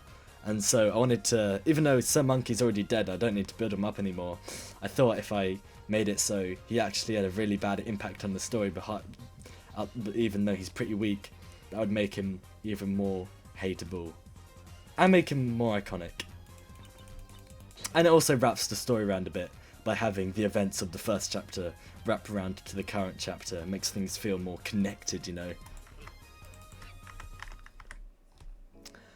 And then at this point, we have a false out ending, where it seems like Cooler is the Chimp Lab CEO, even though he's actually being framed.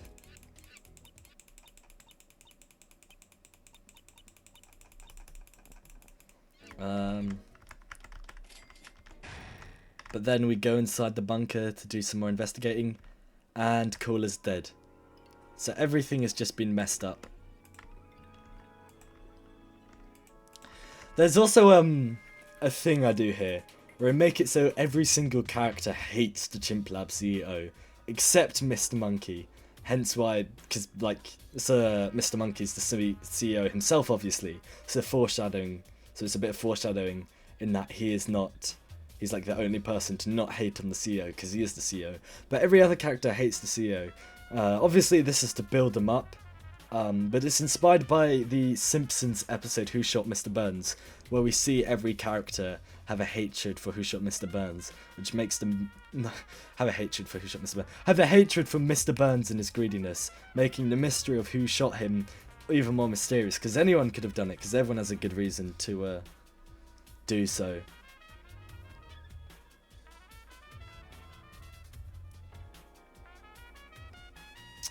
What was I gonna say? That was another thing I was gonna say. But yeah, Barry hates the CEO because he's interfering with the trial and the law process, and he was really looking forward to this trial, because he really wanted to have a great trial in the grand courtroom. But now to suddenly have his big ambitious trial he wanted to judge be ruined by the CEO who keeps messing things up, like killing Cooler and blah blah blah. He has a hatred towards the CEO because of that. Guard 2 hates the CEO because they're Subject 3, and Subject 3 and Mr. Monkey has talked about how they have beef. Same goes for the other characters. I'm not going to go through all of them because I get nothing from that. My voice, I'm going to start slowing down a bit because my voice is getting really raspy. But around this point, I realised I wanted to just try and start experimenting with more deep symbolic dialogue. And I wrote this scene where Fludge has an interaction with this guy. You might recognise him as the game theory stock image. But it's a really creepy scene. Because like a man wearing a skin suit, aka this person, talks to him and says some threatening stuff. Blah blah blah blah.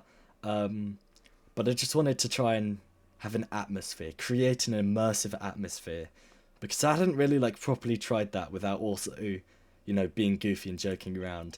But here, through this scene, I do a proper attempt in that, and it was really effective. A lot of the playtesters, especially the group of people I made play it at a sleepover, they really liked the scene. They thought it had like proper mystique, and it properly built up the Chimp Lab CEO as kind of a scary threat because of, you know, he's hiding amongst us, and in that scene he's wearing a skin suit of a normal man, and that just reiterates that he's hiding as one of the people in the bunker, and that we have to figure who it is, and that anyone we are talking to could be the Chimp Lab CEO.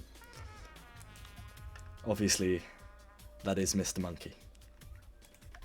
We get a similar scene here when we talk to Crab Boy, as he reveals he had an encounter with the Chimp Lab CEO, who was like also in disguise, just like,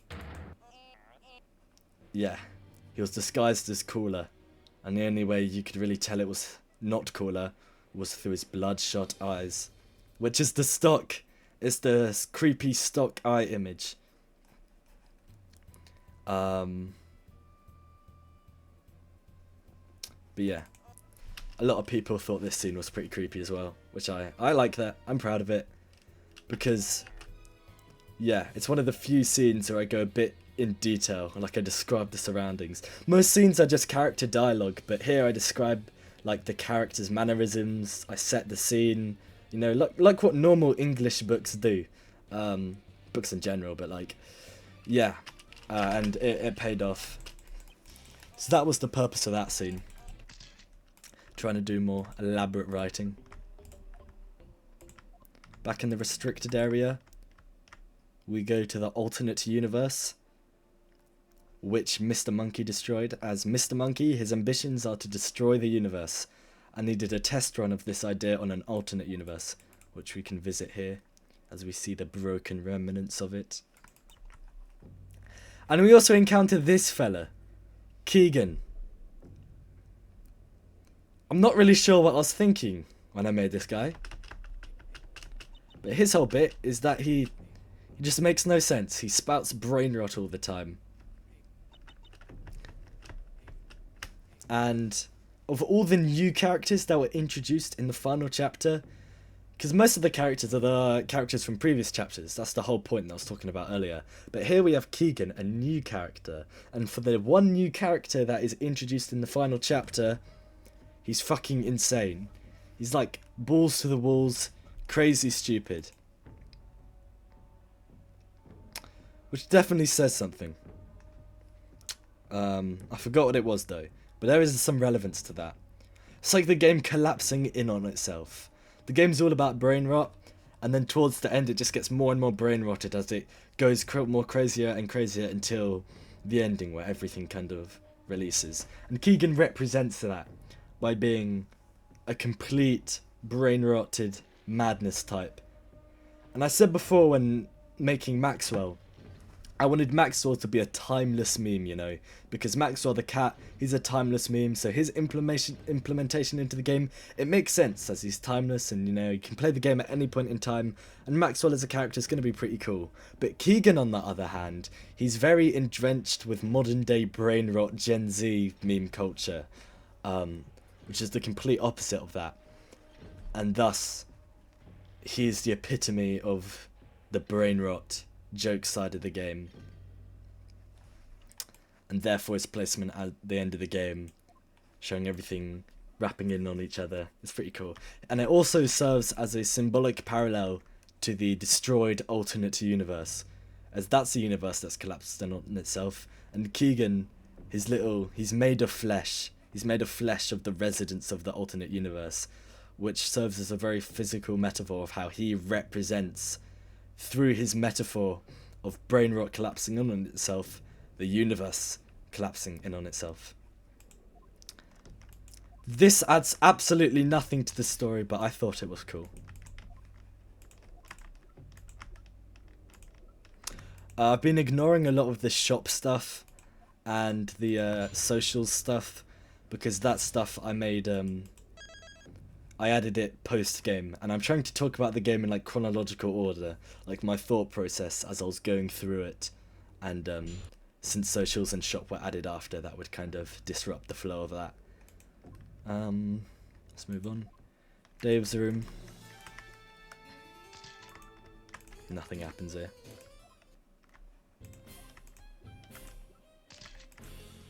Here we get some build up on Subject 3 and the Nux arc.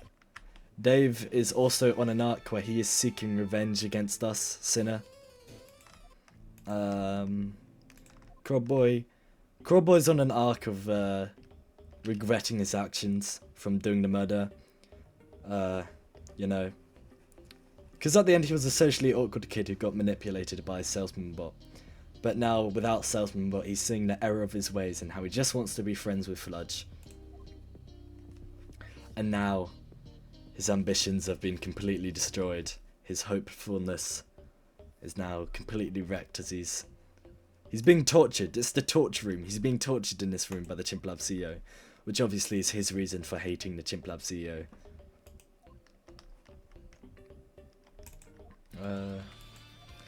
Here we have Maxwell and Fludge next to each other, which are part of the main cast. All the other characters, they're not part of the main cast. They're like side characters, I guess. Outside of Mr. Monkey, of course, because he's the main villain. But these two, Maxwell and Fludge, there are day ones. These are people who have been by our side helping us since day one. And Terry, but Terry's kind of dead. But he's here too. His corpse is there behind Maxwell. So here we have like the trinity of the OGs, the GOATs, who the characters are probably not the characters, the player.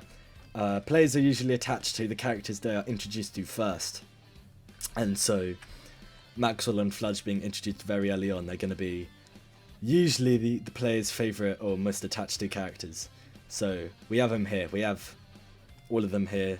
Just like, you know, bring in that gang synergy to establish that we're all part of like a friend group circle here of the day ones, the OGs. So, yeah, it just makes us like us more. It establishes a bit of a friend group, which is obviously very relatable and realistic because everyone's in friend groups.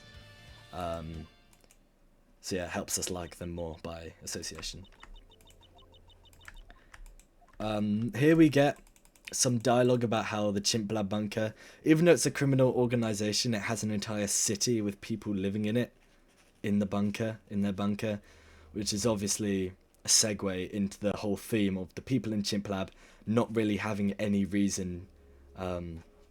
The people in Chimp Lab aren't necessarily bad people, just people who have no other choice but to join the organisation and live here, and then ended up doing bad things because it's a criminal organisation, which is the whole bit behind Cooler, and that's set up mainly here. But the reason for that is in the lore of the game, there's only one civilization, which is ruled by the Elder One, which is pretty corrupt. So either you live in the Elder One city, which is corrupt, or you become a criminal and join Chimp Lab and live here. So yeah, some good people have no other choice but to go work with Chimp Lab. But luckily Cooler's there to try and transition Chimp Lab into being something more good and helping it become more like healthy and positive. But then he got killed, so that's why Caller's death is extra tragic, because he's all that stood in the way of you know, Chimplab becoming good and positive, and Chimplab being the evil organization that it's known as. So with his death, that properly represents the CEO's evil. Again, everything comes back to talking about the Chimplab CEO, Mr. Monkey, because this game centers around him.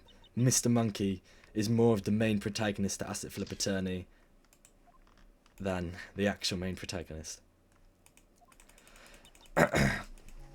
Also, all the previous killers are dead. Mr. Monkey killed them. There are two reasons for this. Firstly, they add nothing to the story, alright, so I might as well just kill them. And secondly, Mr. Monkey appears here. And he explains to us how he was seen on the security cameras, killing them. Therefore, he's claiming that someone is framing him as the killer. And that was a technique I used by presenting Mr. Monkey as so obviously the killer by having... Like, I tried to make Mr. Monkey so obviously the killer by literally having him be on camera footage doing it, that you wouldn't suspect him, because it's so obvious. You're not going to suspect this person who's so obvious, because it seems like a red herring. Only for him to actually be the killer, and that's the twist. That was yeah, I thought I was well clever with that. But yeah, Mr. Monkey's so obvious as a villain, you don't suspect him as the villain. Until it's too late. What am I missing? I am missing a piece of dialogue somewhere. There we go. Let's begin. Oh! Ah! I forgot.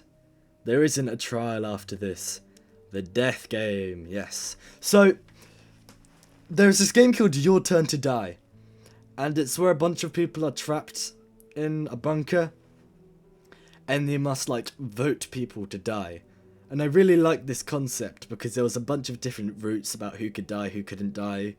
Yeah, and it was a lot like Ace Attorney. So I thought I might as well include it here. So, the premise here is that all the different characters we have just talked to in the bunker, who are here for several different reasons, have now been locked in the bunker by the Chimplab CEO, aka Mr. Monkey, and he's going to force them to vote and choose who they think the CEO is to then kill them. This is obviously to create paranoia and obviously harm the investigation towards him by making all the people against him kill each other. So we have to figure out who the CEO is here.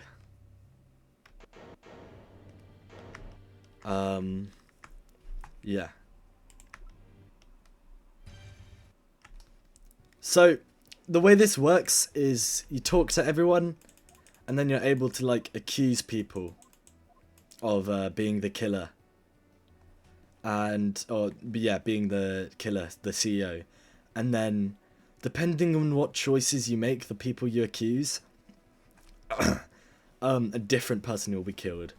Now, it's physically impossible to get Mr. Monkey killed, even though he's the actual CEO. But yeah, there's other routes. And who you would choose to accuse isn't who's gonna get killed, alright? Because all the other characters, they also have a vote, because you're voting to choose who to kill. So you have your own vote, but then the other characters vote on who to die. And the vote is what the AI that controls the other characters and chooses who to vote to kill is controlled by who you choose to accuse. So depending on who you accuse, that influences the other characters' minds into voting certain people. It's like a whole psychology for it. It was an absolute nightmare to code. Let me tell you, it was a nightmare to code. There was so much bug fixing, so much troubleshooting. I still think it's a little broken, but yeah.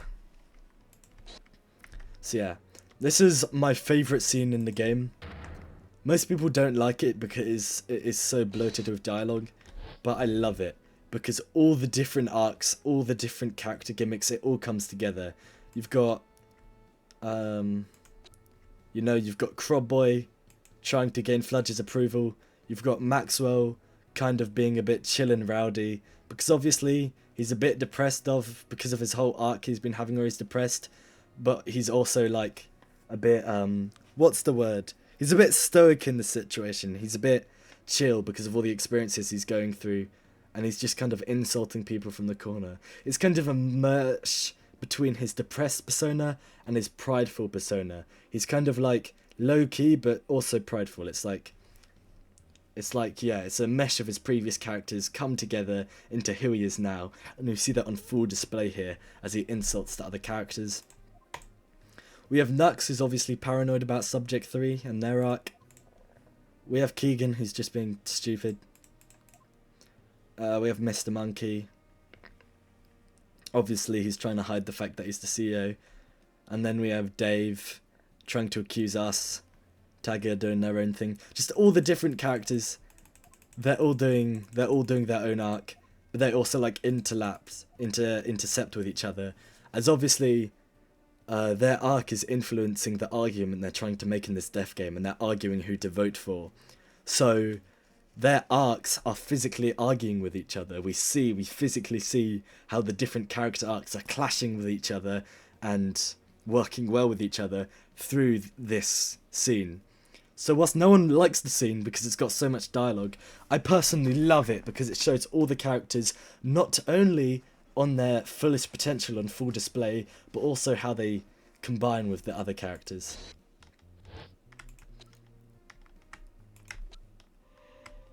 We can vote. Let's just vote Mr. Monkey.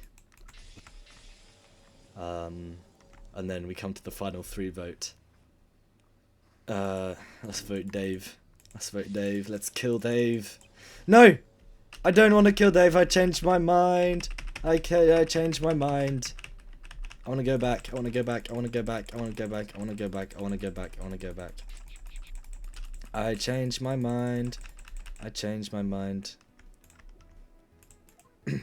I want to accuse Tagger. How do I accuse Tagger?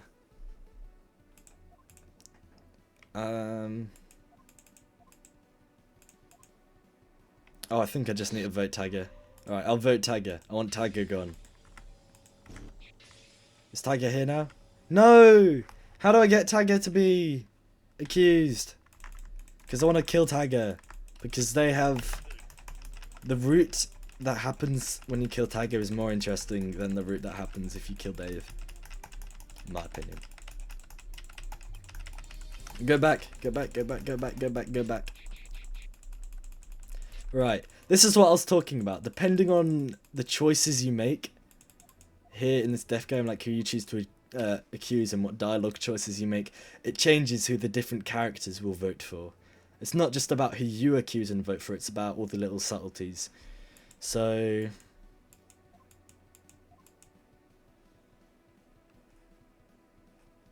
okay, let's not accuse Dave. Let's accuse Nux instead. See if that changes anything. So now if we accuse... Is Tagger accused? Yeah. Wait, what? This doesn't make any sense. I told you this was filled with bugs. You're supposed to have 3 people you choose from to do the definitive kill to. But Nux is here. That's 4 people. I don't know why it's... I've no idea why it's done that, but I'm not going to question it. Let's vote and kill Tagger. Yeah. Oh, Tagger got a unanimous 11 votes. That's awesome.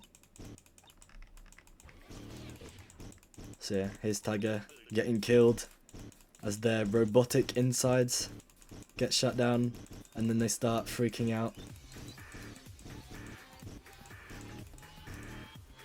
This is a YouTube link to the original Chimp Lab series that I made on Gorilla Tag when I was young. A little reference. And then Tagger dies. And then we're introduced to Sinner, who is our past life as an assassin, who is talking to us in our head to try and give us advice. And I love Sinner. I love them so much, I made them the protagonist of the second game. Because they're very funny. And their goal is to kill Dave. Because obviously Dave's objective is to kill us because we killed their family back when we were Sinner and we were an assassin. So now our inner voice of Sinner is telling us to kill Dave back. It's a fun little arc. Anyways, blah blah blah blah blah. Crab boy dead. R.I.P. He sacrificed himself as well, which completes his arc of wanting to be a noble hero. But then he got caught up in Salesman Bot's brainwashing and killed someone. But now he's come full circle as he's killed himself for the better of the group. Sacrifice himself, yeah. And now we have a very interesting segment of the game. I coded this segment whilst I was in Spain, so it's always had a bit of a weird vibe to it because I was on holiday in Spain. And it's just us descending down the Chimp Lab facility. And it's got a bit of a liminal space atmosphere to it. I think the point was it to be a bit liminal. And it starts off normal as we are just navigating down the facility. I really wanted to portray the scope of the place. How big the Chimp Lab facility is. It's not just a criminal organisation, but something much, much larger. Obviously, because Mr. Monkey's goal is to destroy the universe. That's bigger than some gang. But yeah, I just wanted to portray that, yeah. The chaos of the Chimp Lab. Yeah. Blah, blah, blah. This room is from a game called Zenless Zone Zero, but I don't play that game. I just thought the room looked cool. I'm fairly certain it's like a Guna game, like Genshin Impact 2. So, sorry, Genshin Impact fans. I was just saying that because I didn't want anyone to think that I was a Zenless Zone Zero player.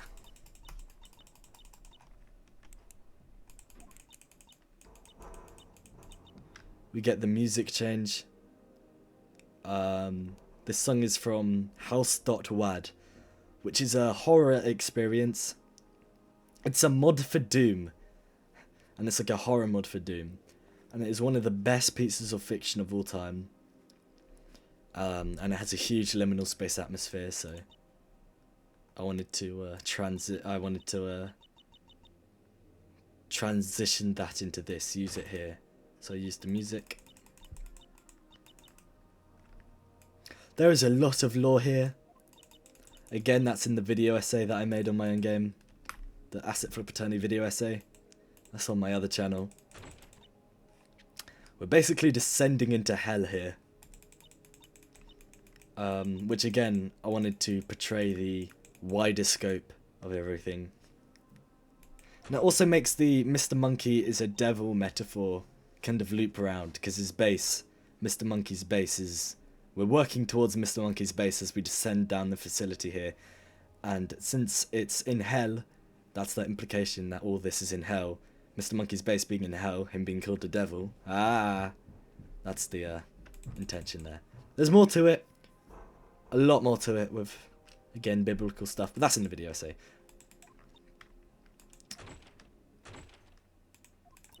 Here we have a little poem that serves as a metaphor for Mr. Monkey's origins, or the Mr. Monkey's backstory.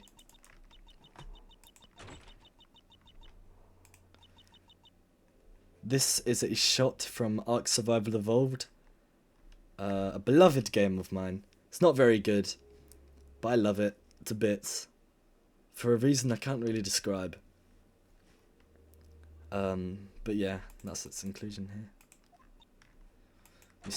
We then start getting hints to the fact that Mr. Monkey is the CEO. Or eventually we meet Fludge down here, because obviously Fludge, he was kind of friends with Crabboy, so he wants to try and avenge his death. So he's also down here investigating, and we've met up with him. But then he says that the CEO is in that room over there. And this entire time, the CEO, it has been built up. And now we're finally able to meet them and see who it is. And I like this little pause frame here, where it's just paused on Fludge, as we're given the prompt to obviously enter the CEO's room there. And I just love this little moment so much, as it's the calm before the chaos, before we dive into the dragon's den. And then here he is wearing his skin suit. The CEO wearing his skin suit. And we know that the CEO under this disguise, under this disguise is the CEO. We know it as Mr. Monkey because I've been saying it this entire time, but in this moment, we just see the CEO standing in front of us. And their identity and everything is so close. After all this time, all the chapters, this entire journey figuring out who they are, and now they're right here, so close to us. Just under a mask. And then he kills Fludge.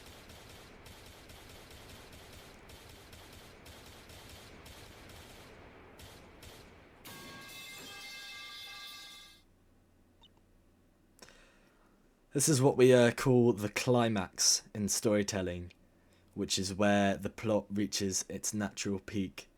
Because the final battle, the big final battle, when you really think about it, rarely the final battle is the peak of the story. The final interaction between the good guy and the bad guy. That's usually never the peak. The real peak is something a bit before that, where emotions are at an all-time high, and the motivation to beat the bad guy is at an all-time high. And this is the climax here, with the murder of Fludge, who is one of the most beloved, and again, the character was the kindest to us since the start, being completely wiped out by a villain. And now we get the prompt to figure out who the CEO is. And it is Mr. Monkey, because it's really obvious. And some of the evidence here tells us that it's Mr. Monkey subtly. Anyways, now we begin the yap of all time. The yap of all time. When Mr. Monkey initially reveals himself, it's a bit anticlimactic, as he reveals himself but then says he's not the Chimp Lab CEO, but he is behind a bunch of other stuff. It's really weird. It's really convoluted. Let me just get to it.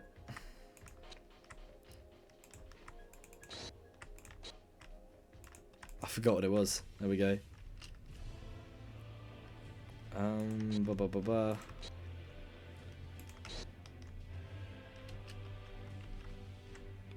What am I missing? What am I missing? I was getting to a point. Okay, so, alright, as I was saying, now we get into the greatest yap fest of all time. When Mr. Monkey just starts yapping about a bunch of existential stuff to explain his motivations. Because obviously, this entire time we've been building up to the CEO, I've been accumulating so many different ideas, but I didn't know what... It's the main villain, it's the main villain, the main villain. It's like, I love main villains so much, because they're just so interesting, and there's... Like, video essays analysing villains are so interesting. So naturally, when making my own main villain, I wanted them to be super interesting, and I came up with a bunch of ideas, but I didn't know what to go with. So I made the decision to just do all of them. All the different plot ideas, all the different symbolism, metaphors I could do for them, I did them all. And it manifests here in this giant yap, where he just doesn't stop talking about philosophy and stuff. And I quite like it, because it does represent the game in a way. Because Mr. Monkey, he's this very goofy looking guy, but he's saying a bunch of serious shit. Again, a lot like the game. Oh shit, I accidentally skipped forward a bunch. But yeah. Mr. Monkey represents the game, because he looks goofy, but he says some serious stuff and has some thought to him. But it's also still just brain rot at the end of the day. Just like Assetflip. Again, the game's about him, he represents the game, blah blah blah. Here we get some lore drops.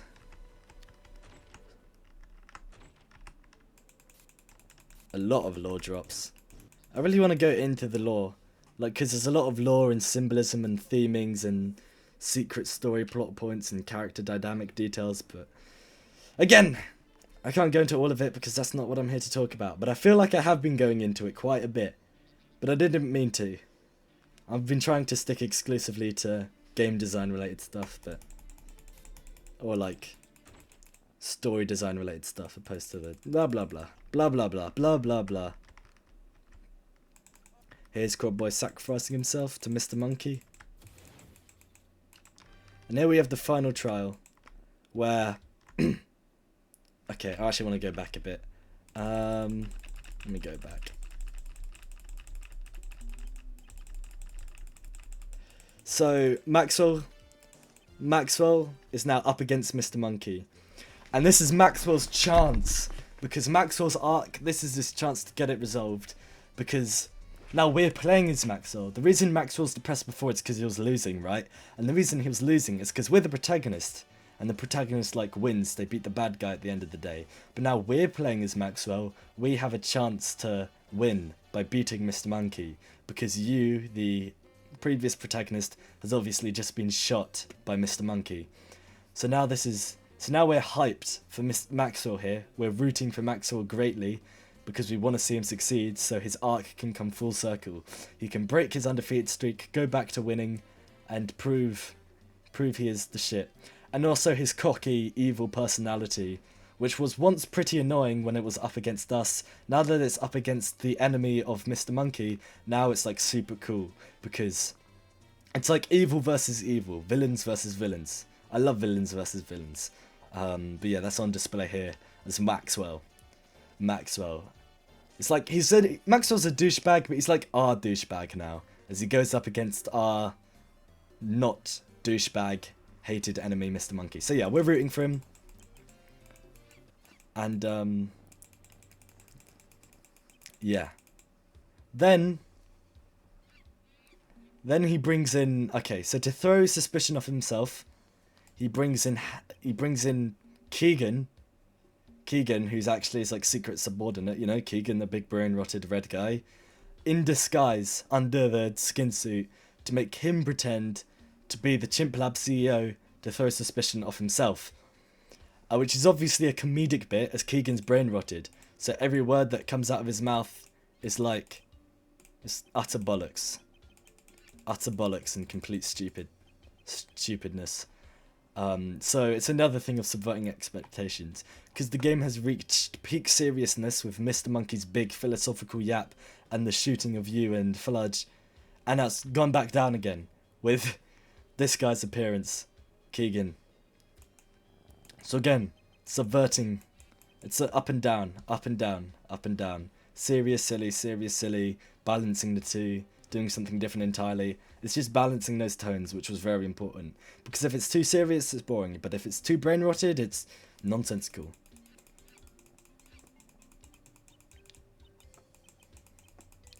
And yeah. And the dynamic between Keegan here and Mr. Monkey, Maxwell, Barry, and Nux, it just kind of represents the dynamics of the silly and serious side of the game, just like how Mr. Monkey does. Oh, and this fuck-ass song.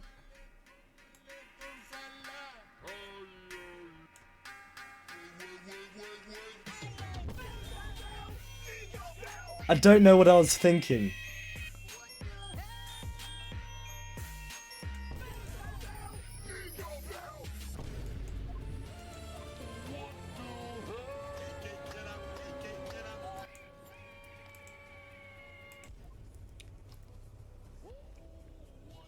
I'm getting distracted by the music. Oh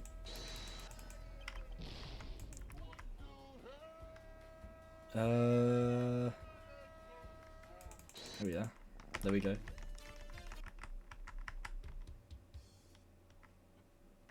Then he starts shape-shifting. Because he can do that now, he can just do that now, he can just shape-shift.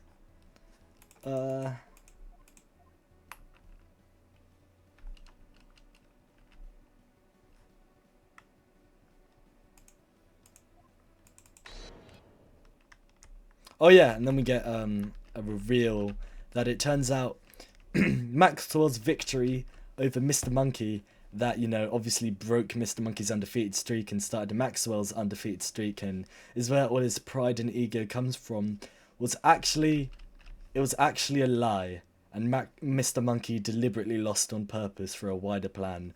So now Maxwell, who's going on an arc, and we were rooting for him to win and get back up on top after his depression, has immediately just been kicked all the way down to an even worse depression than before. So he kind of has a little freak out. And obviously we're feeling really bad for him, and then we have Mr. Monkey trying to take the piss out of him, and obviously that builds hatred towards Mr. Monkey.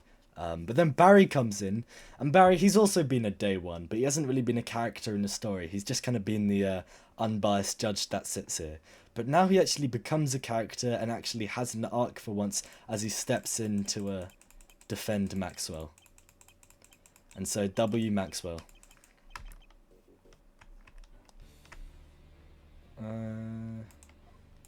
Yeah. That's not actually you, that was Keegan. Shape-shifting into you. The real you. Hold on.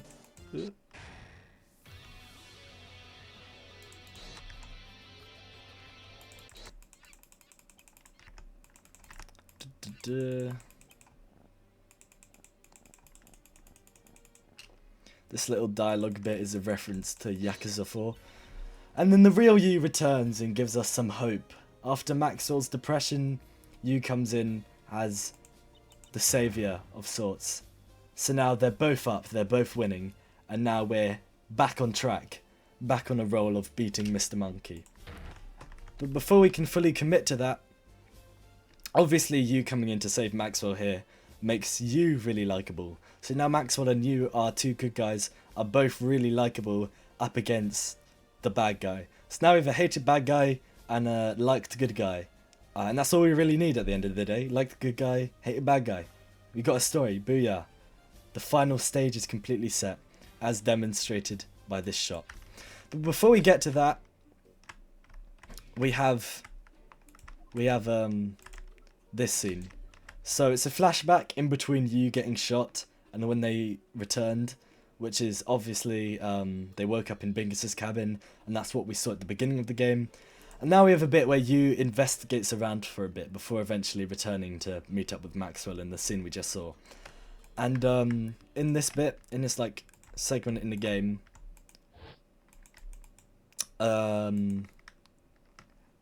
we just see a bunch of different flashbacks. And the reason this segment of the game exists is to flesh out every single character.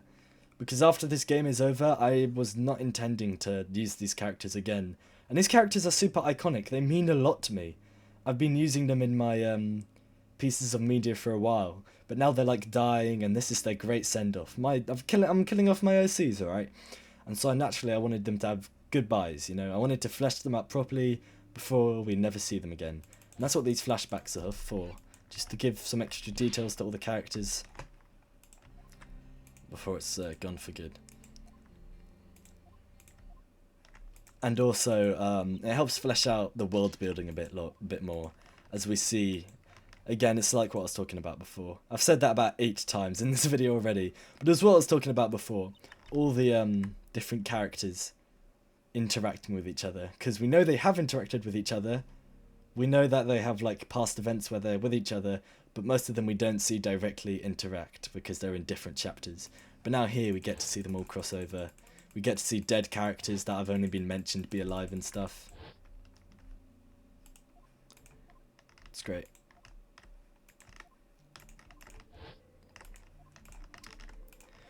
But yeah, it kind of does drag on for a bit. It's quite long. We learn a bit more about Mr. Monkey's plan and whatnot.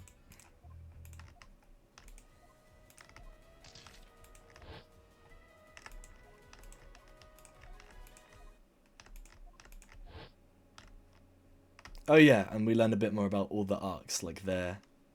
We saw how Crab Boy and Springtrap, what dynamic they had, why Crab Boy is the way he is, and a little bit of a prelude to the Springtrap murder. It fleshes out all the arcs a bit more again. And like any other story, they should have done all this building and developing like before the finale. But because the game started simple and then got more complex, there wasn't really an opportunity to do all this development before then. So I kind of shoved it in here with all these different flashbacks.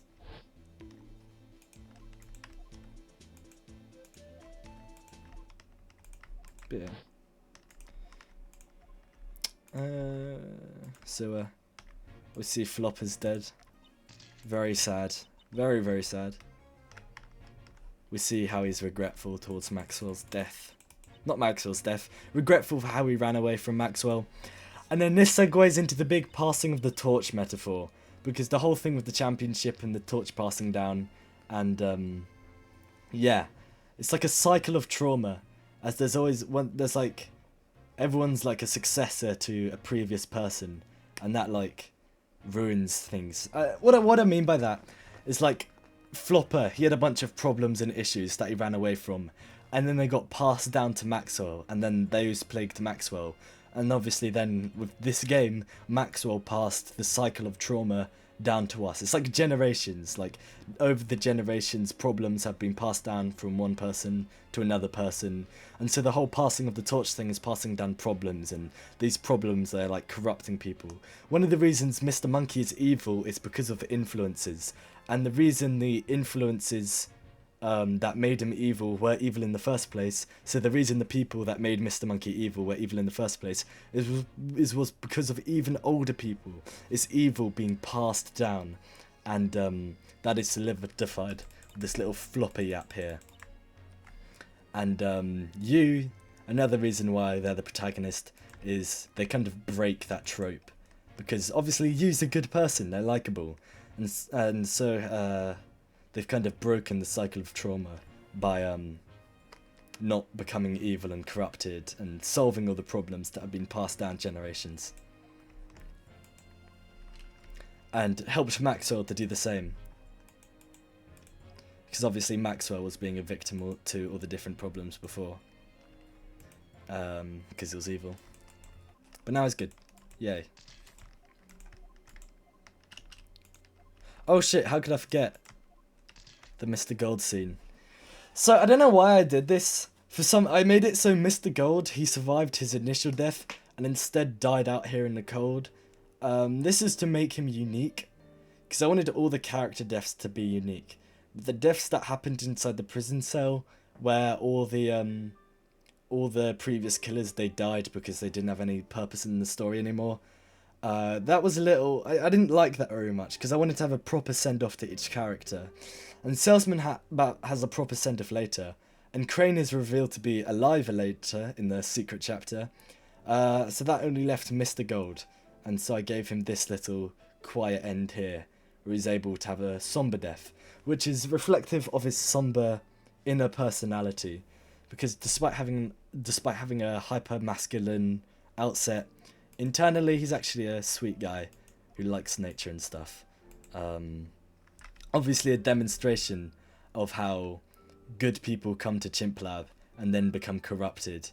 And also, that then also ties into what I was saying about how corruption's being passed down generations. Chimp Lab is corrupting the people who join Chimp Lab, and we are kind of breaking that cycle. The cycle is what, yeah. And Mr. Gold, he's also breaking the cycle here.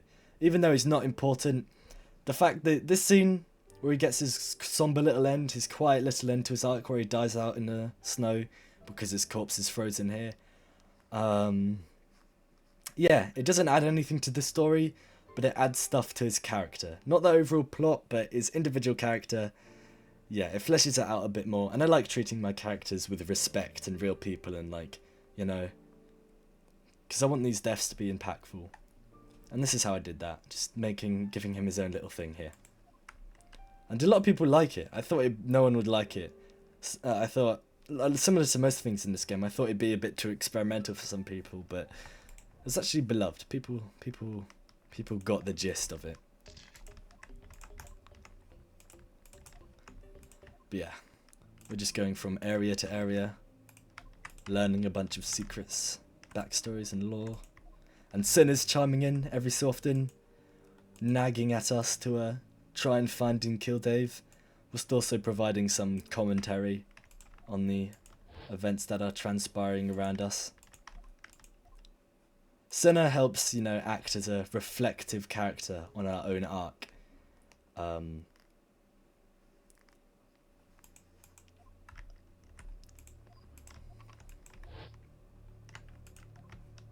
Because through Sinner we can flesh out you and show how you is as a character, because we haven't done that yet, but by having Sinner and seeing how you used to be, we can like contrast the two and like, yeah, see how you's different. which is actually the sinner is the trope of some dark evil force or some dark evil personality existing within a good guy character. You can see it a bunch in like Chainsaw Man and JoJo and Jekyll and Hyde and Jujutsu Kaisen and Undertale. Just like evil spirit inside good character, and it kind of alternates between the two. And Sinner is that very trope, and I think that trope's pretty cool, so I included it here. Yeah. Now we get another one of my favourite scenes of the game, where Dave, our rival, challenges us to a battle and wants to prove his worth, and so demonstrates a little training montage he's made for us to try and intimidate us. And I love this scene so much, the training montage scene. Here we go.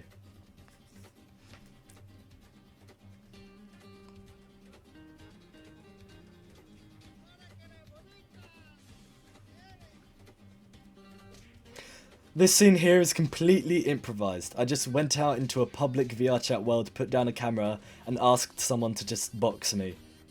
And then I got into an altercation with Big Smoke, as you can see here. And then made it a cutscene. Same goes for here, this Russian roulette scene. These aren't actors or anything, these are just random people I found and put a camera in front of. And that's why, yeah, I like it, because it's unscripted, and it brings back a little bit of the goofy chaos from Chapter 1 through that unscriptedness. Because Chapter 1 was unscripted, but all the other chapters, they're kind of thought out.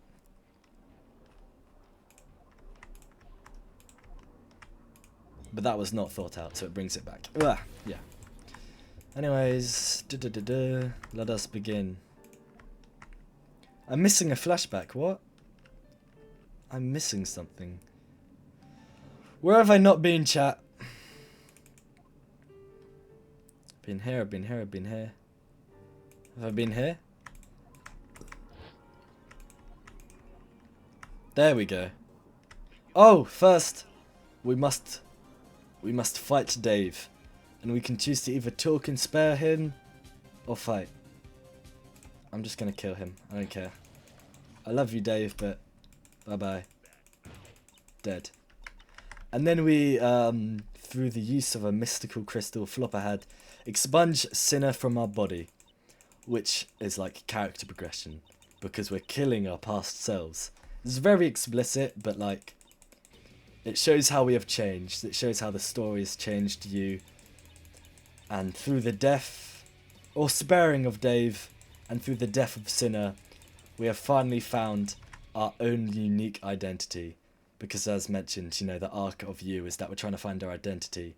And through getting rid of them, and fully becoming and committing to the bit of being a lawyer, we have found our new purpose in this world. And Mr. Monkey, he wants to destroy the world because he doesn't see a point in a purpose in the world, as he is just about to start yapping on here. He doesn't see a point in identity and purpose, whereas we have just discovered our own. So, a contrast of ideologies. They have a shared similarity in that they have an interest in this identity argument, but they have two very different responses to it. And that's their rivalry. That's the core of that. So now it's final trial time.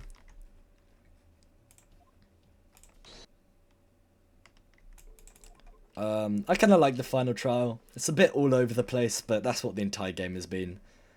There isn't really as many definable moments as other trials, because it's not that experimental. And the memorable moments are all experimental, but I didn't want to go too experimental for the final trial, because if experimentation fumbles, it's just going to confuse the audience. And this is the final trial. We can't be confusing the audience when they've made it this far and we're at the final hurdle. So I played it a little safe, but I do like it because it's got a bit of everything. Barry does a testimony. The judge doing a testimony, I thought that was quite funny.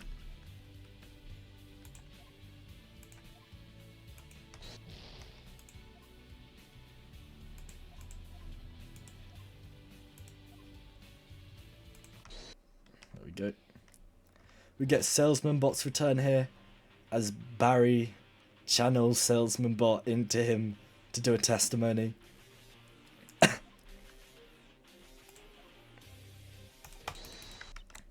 And then Salesman Bot gets defeated for good.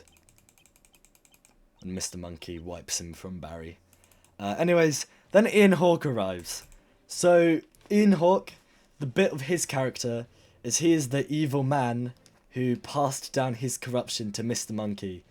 It was like what I was talking about earlier with the cycle of trauma and evil being passed down. The one who passed down evil to Mr. Monkey is Ian Hawke.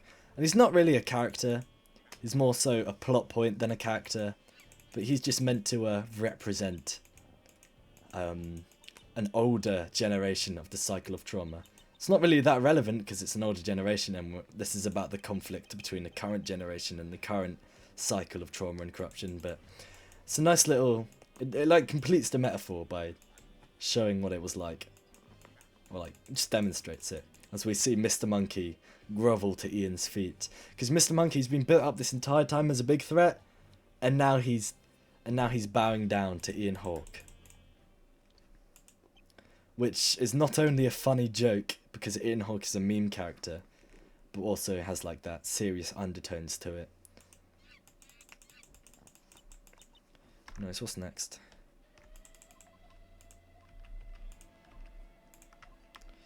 Nux does a testimony. Nux is the only person it's a bit odd they've survived this far.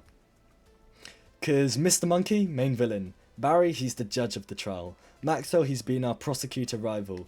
And we are the main protagonist. So Nux is the outlier in this. Because everyone else is dead except for Nux. Nux is the only person, aside from main villain Mr. Monkey, who's a part of Chimp Lab, who's still alive. It's just... I wanted like, just kind of a random person to survive, to add some realism to it.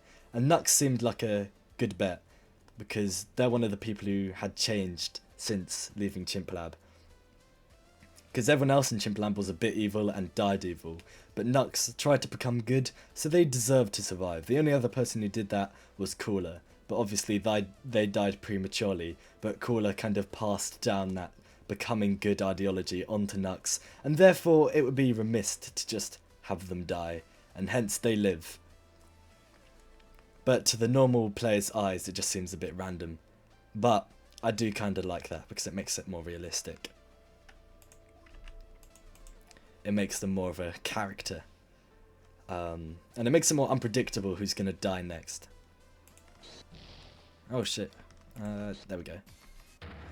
Then we get the reveal that Guard 2, who I've not mentioned at all since originally mentioning him, who's just been sitting in the corner, is actually Subject 3. I already explained this twist when we first met him, so I don't really need to explain this.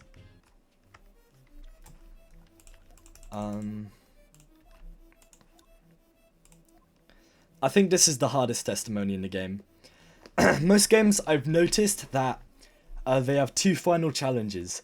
The second to last challenge is super incredibly difficult and hard and whatnot.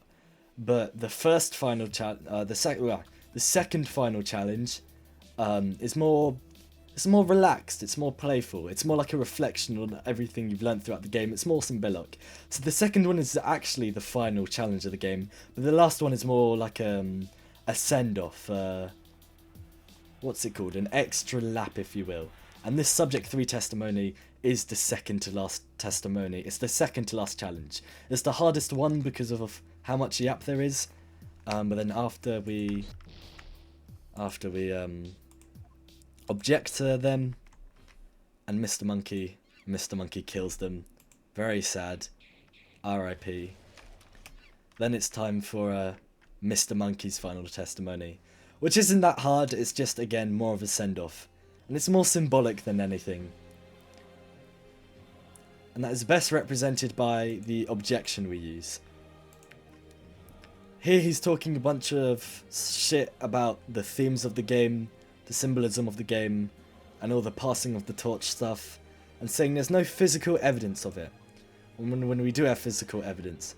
The MMC Championship. One of the first things I mentioned in this video is how the MMC represents the passing of the torch, and would later go on to, you know, represent the whole passing down of corruption and generational trauma and stuff. And Mr. Monkey's kind of yapping about that. And so it's a symbolic objection, if you will, opposed to an actual exposing. Obviously there's more nuance to this, but I'm not getting... This video isn't about the nuance, it's about thought processes behind stuff. Anyways, when we object to him, you get this little karma moment. All the dead people. And you can notice Crane isn't on there, which is a hint to the fact that Crane lives. The reason Crane lives is... Oh, that's in the other game. Anyways, we expose Mr. Monkey. We do a recap of everything that's happened so far. And then using the same gem we used to wipe out Sinner, we can use it on Mr. Monkey, because Mr. Monkey's starting to get a bit violent. And then we use that to completely and utterly defeat him. And all the build-up that Mr. Monkey and the Chimp Lab CEO and Chimp Lab in general has received is capped off here, as he screams in agony. And this is what the entire game has been building up to, this specific moment.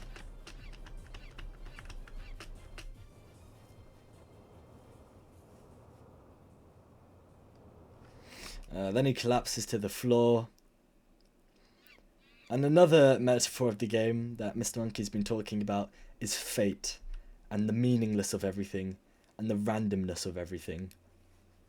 Which is obviously representative of the game in general, again, yet again, because the game's kind of random, brain rot, meaningless. There's structure amongst the chaos, but you know, it's just a bit random and nonsensical at times. And Mr. Monkey, he doesn't like that.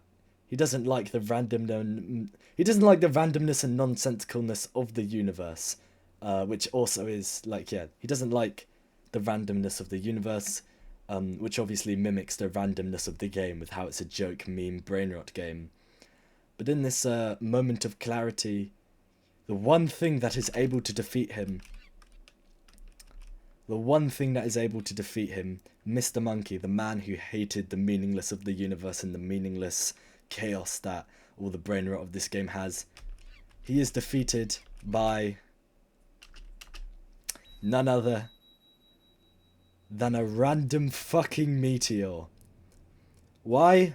Because it's random. Why? Because randomness is exactly what he was trying to stop. He wanted to destroy the universe, because once everything was destroyed, randomness was not a thing, and all the chaos of the universe could end. And that's exactly what put an end to him at the end of the day. Some random act of chaos. Which is also pretty funny, thus being silly, but also serious at the same time, because it's the death of the antagonist. And thus, it's silly and serious, just like what this game's all about. So yeah. I think that might also be my favourite moment in the game, obviously, because it represents everything best. Like, there's a lot of moments and points in the game that are supposed to be metaphors for larger points of the game, but I think none of them do it as good as that one.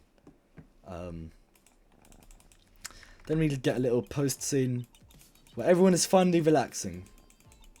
Now that Mr. Monkey's gone, and we're able to establish the 4 survivors here. Now there is a secret chapter to the game that you can unlock, but I don't want to get into that because this is 3 hours long. And the secret chapter is so chaotic and has so many metaphors and shit in it, I can't even. It's like, I think it's also like double the length of the base game, and it has so much lore and world building in it, it's like, it would just be so AIDS to talk about. But there is some interesting insight in there, and I do highly recommend anyone to go into it. But if you do go into it and try and unlock it, do bear in mind it is chaotic, but it's kind of meant to be a puzzle where you figure out what the hell's going on. I know that's kind of ambiguous, but it's the secret chapter. What do you expect? It's a secret. Meant to be ambiguous. Another trope I really like is scenes where... I think this was on the r/character tropes Reddit, but it's a trope where even though the big villain is defeated, there's one small minor problem that still needs to be dealt with. And in this case, that is Keegan, who obviously works for Mr. Monkey, as he shows up and pulls a gun on us. And yeah, he does that to represent this trope, but the main reason he's doing this and threatening us, the main plot reason that exists here is, again, just one more final act of randomness. One more final act of randomness again, because the game's been random this entire time, and it keeps, again, just like what I said when we started chapter 2, it's completely random, but then it makes it harder to be random when you're expecting randomness. So I have to do all these little creative things in order to keep things random and do acts of random that you really can't see coming. And this is one of them. But turns out this isn't actually the act of randomness. The real act of randomness is Barry revealing his secret, true, all-powerful form and completely annihilating Keegan. And then the game can rest, and all the chaos can finally start to come down. Obviously, I'm joking. It turns out Bingus is actually also dead, and he was killed by... drumroll, please. Ian Hawken. Seemingly Fludge. What? But that's like sequel. That's sequel bait. That's sequel stuff. Now the game actually ends. I mean, then there's the secret chapter, which in itself is an entire act of chaotic random brain rot, and the true, actual, final, surprise, chaotic moment. But again, we're not covering that. So that's the end of this video! There was so much stuff I missed, and I feel really shitty about that, about all the stuff that I missed, and I feel like I phrased a lot of the stuff in this video horribly with all my mumbling. Because I suck with words, that's why I made this game, so I can try and get things out in a different way other than yapping, get my thoughts out to people through storytelling instead of yapping, because I'm not great with yapping, but I hope you learnt something interesting. Follow your dreams, gang. I think the game loops around to the beginning again. Yeah. This recording's been 3 hours. Thank you if you made it this far. And thank you for supporting the game. Really means a lot, making my dreams come true. Even though the game, like, it isn't that popular, obviously. It only has 100 reviews. But those reviews, every one of them, even the negative ones, except your one, Marcus. Fuck you. They all mean a lot to me. They all mean a lot to me, and I love you all so much. And I hope you've had an insight at all. Yeah. Happy birthday, Assetflip Attorney, even though I'm 2 days late, I think. Yeah. Subscribe, and join my Discord to see my future projects. Yay.